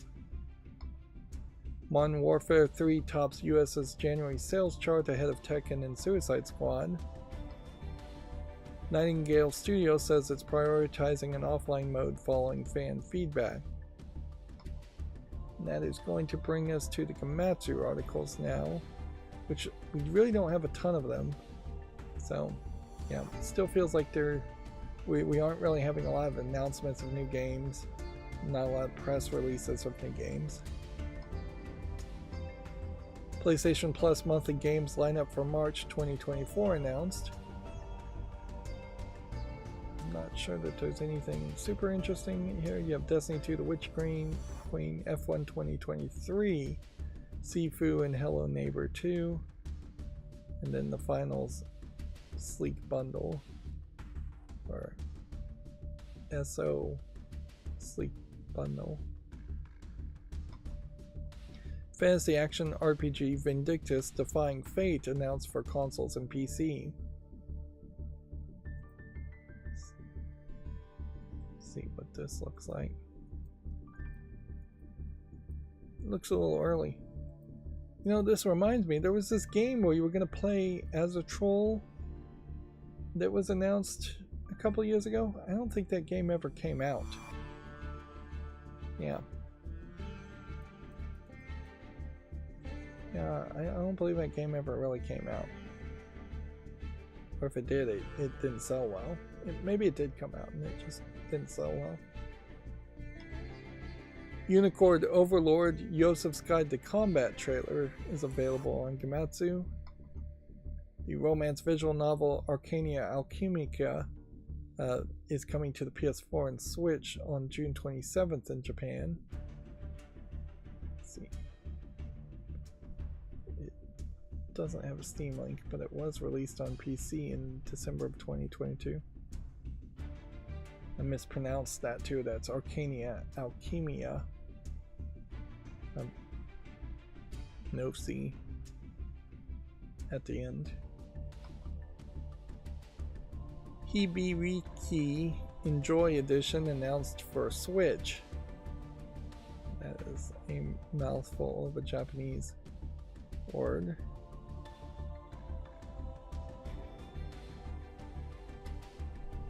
NetEase Games establishes a new studio, Bullet Farm, led by David Vonderhaar. Dragon Ball Fighter Z for PS5 and Xbox Series launches February 29th. Final Fantasy VII Rebirth Physical Edition discs have been mislabeled in Japan and Asia. Which you insert the play disc to install and the data disc to play the game. I don't know how you make that mistake, but yeah, it's kind of believable too. I imagine the same artist was doing both images and then there's just not enough people paying attention to the image versus the data that is being pressed into the discs, which at this level I assume the discs aren't actually being pressed. Maybe they still are, but I wouldn't be surprised if there isn't just kind of a laser burning like you would a CD burner, Blu-ray burner. I wouldn't be surprised if they are all just being burned at this point. It would be interesting to certainly research with the high density multi-layers of a Blu-ray disc that a PS5 disc would be. What does the factory pressing process look like there? What kind of clean room do you have to do to make sure not even a fraction of a speck of dust lands on the disc? Anyways, moving on. Hyperdimension Neptunia Rebirth series ports are coming to the PS4 and Switch.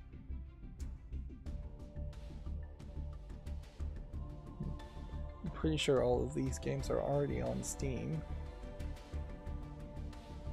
It does certainly highlight that Hyperdimension Rebirth is popular enough to get ports.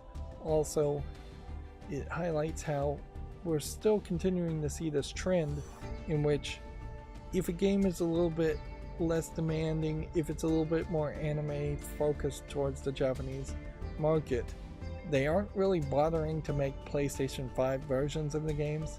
We're seeing a lot of announcements for games for the PS4 still. And I imagine Sony would really love to see that not to happen and instead have everybody buy a PS5 instead. Although maybe Sony doesn't really care because maybe they're not really making profits on the sales of PS5s. Very well could be a case where the best thing for both Microsoft and Sony would be to just let their premium consoles stay around for a few more years, and thus they can just reduce the price of developing those premium consoles instead of trying to compete with yet another generation of hardware that nobody really needs and nobody can really afford. Famitsu review scores from issue 1839 are available on Gamatsu.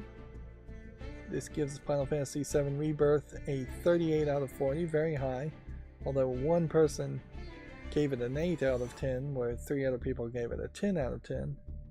Takes around 40 hours to clear the story and over 100 hours to complete everything.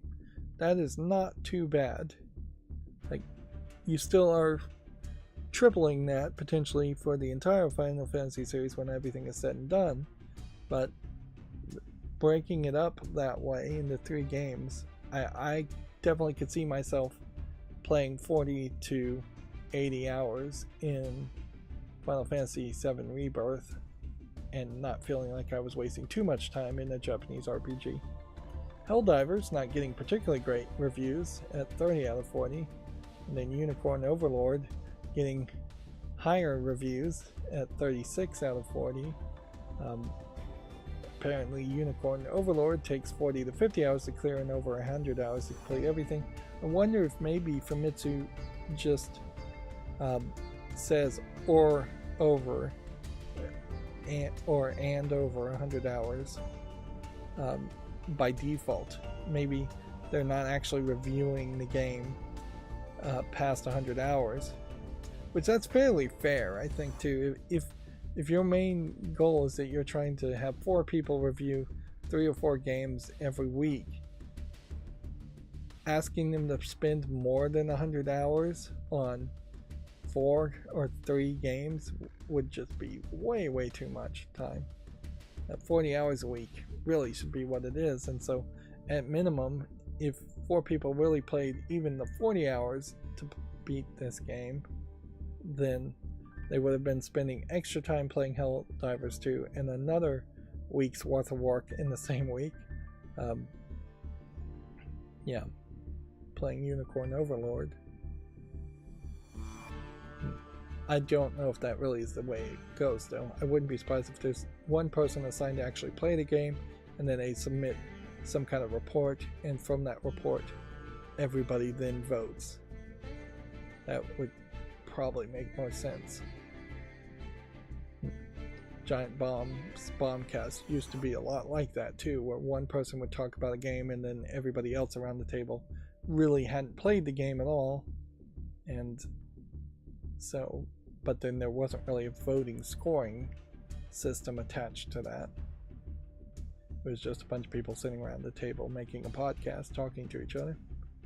Anyways, moving on. Dread XP and Darkstone Digital will announce Paranormal Activity found footage from multiple platforms. This is due out in 2026. Do we have a Steam link? Nope. Fishing Reel Days of Summer has been announced for the PS4 and 5, Xbox Series, Switch, and PC. This is due out in summer. I guess I have to be somewhat careful. Apparently this is a long-running series. No Steam link though. I have to be somewhat careful here to make sure I'm verifying that Gamatsu is doing what Gamatsu has been doing for as long as I followed them, and really talking about every press release and every game.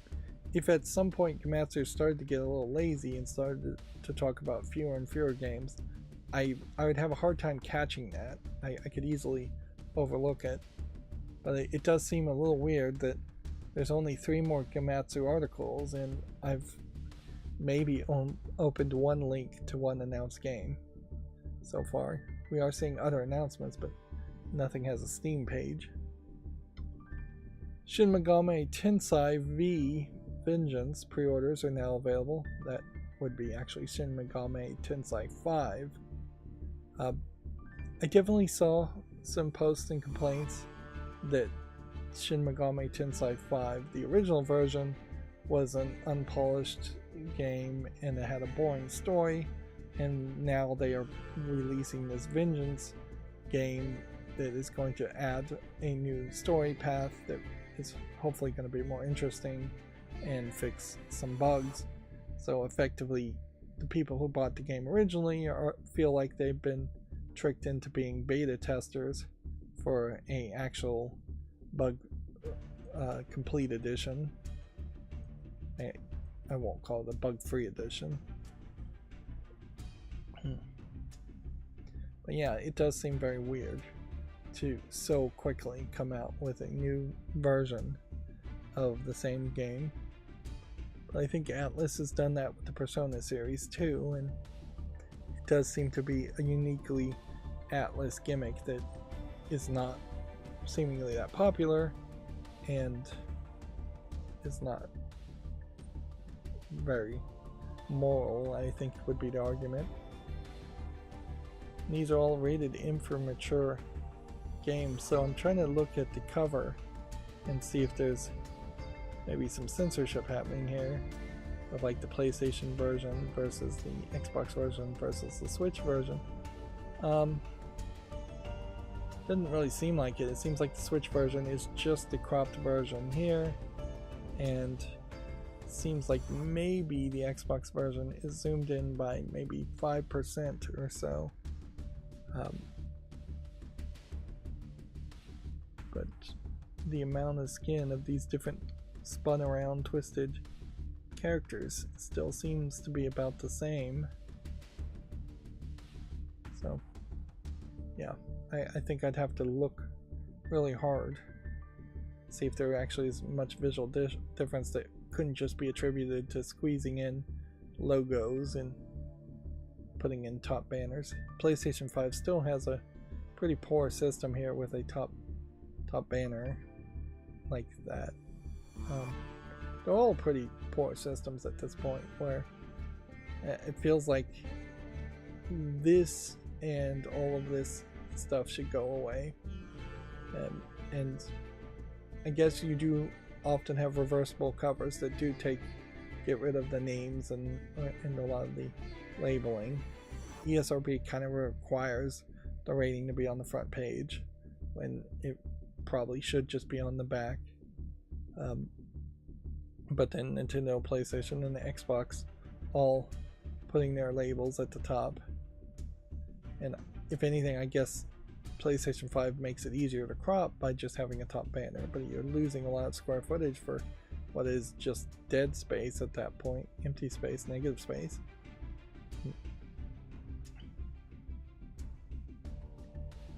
Anyways, let's move on.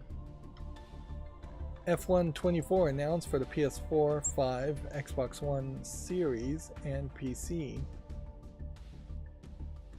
Let's see, do we have this on the fall list? I guess not. And these screenshots are really not showing you anything.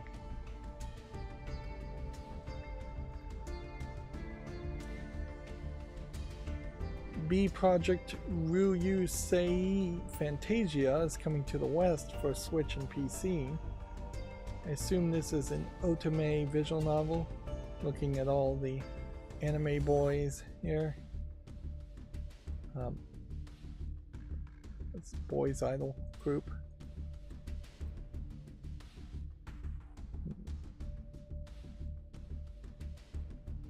Yeah. I'd assume it's a young maiden otome novel and not a yaoi gay boy on boy or guy on guy. I say boys, but yeah, they all seem to be teenagers or older.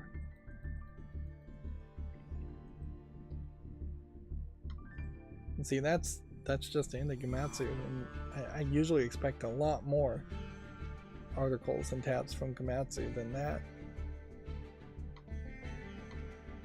NetEase hires veteran Call of Duty designer to lead a new AAA studio. Nintendo is gunning for Switch emulator Yuzu with a new lawsuit. Keywords and Charisma partner to let devs harness AI-powered storytelling platform. This might be something that gets used more. I definitely have heard of Keywords as a company. I still don't really have a way to make these clips more unique. Like, what I would need to do is sort them all into an array and then alphabetize them and see if they're the same article over and over again, but I would have to basically try and pull out keywords, not the company keywords, but actual keywords, to see if the articles with different headlines are talking about the same thing. And that would be very difficult to figure out the similarity of two sentences. That isn't a simple JavaScript command or coding issue. So instead, I'm just going to end up with clips that talk about the same article from 3 different sources, which is probably not terrible. That might be some interesting A/B testing, ABC testing in this case, between whether people click on clips from Gamatsu versus Video Games Chronicle versus GameDeveloper.com. I probably should just get rid of the banner switching completely. It's a mess, and frankly, it's just, I don't think, as good as just leaving the crawling banners at the top to stay the same. Deck 9 Games lays off 20% of staff. There's a report that Star Citizen developer CIG laid off staff following the studio relocation. Almost certainly true. Anytime you move a studio, there's going to be at least a couple people that you're not going to want to actually move with you. GDC session guides are back and better than ever for GDC 2024. Remember, GameDeveloper.com is a self-interested party as far as the Game Developer Conference goes.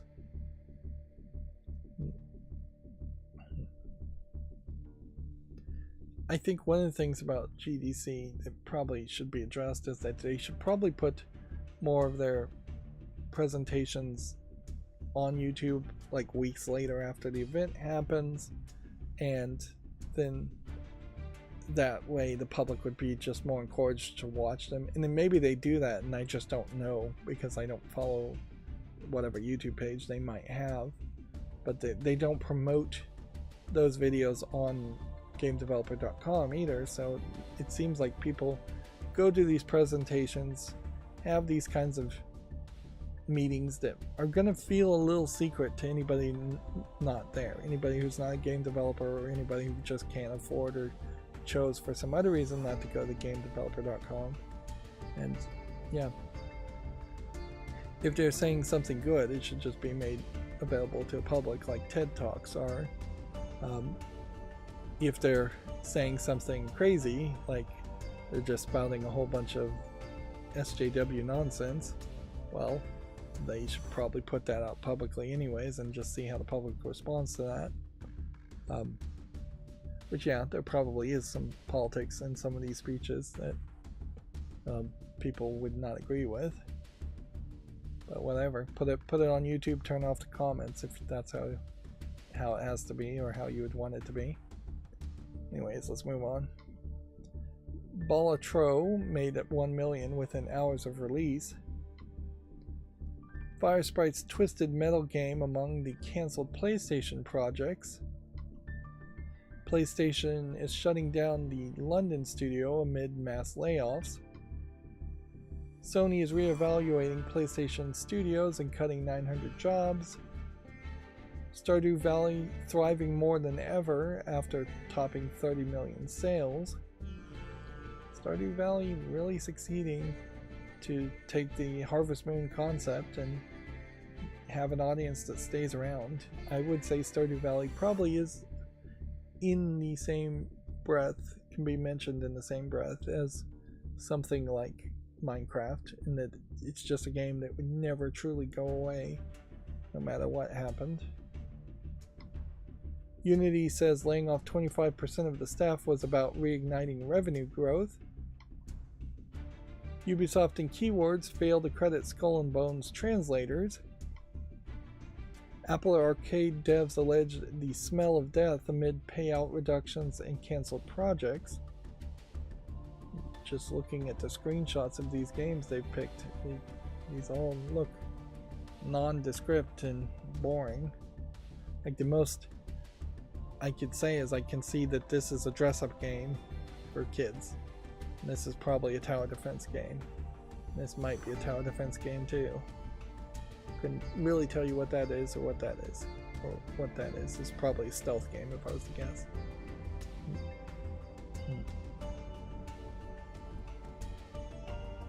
Assassin's Creed 4 player count rises post Skull and Bones launch.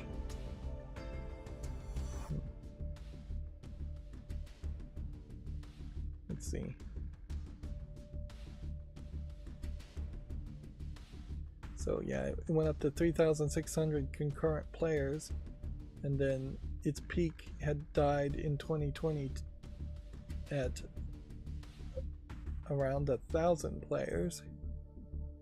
So triple what it normally got. Which, in fairness, if that was Ubisoft's plan and they were just going to put out a cheap game to remind people to go and play Black Flag, that would have been fine. But they spent like 10 years developing Skull and Bones and way more than a few bucks to remind people that Black Flag exists. If anything, almost certainly the better move would have been to have a remaster of Black Flag and just release that instead. Update: Take-Two responds to a recent Popcore layoffs with no comment. So apparently there is some rumors that layoffs are happening at yet another company. Okay. So that's going to be it for this show. I'm trying to figure out a better way to wrap up my shows. I really don't think I've figured it out yet, but yeah, I'm trying to maintain, say thanks for watching, but then right before then I'm saying watch every second. And so I think shortening the wrap up to just keep watching and then comma thanks might be the way I'm going to try and go. Anyways, we'll try it this time. That's it for this show. As always, I ask you to like, share, subscribe, comment, and keep watching. Thanks.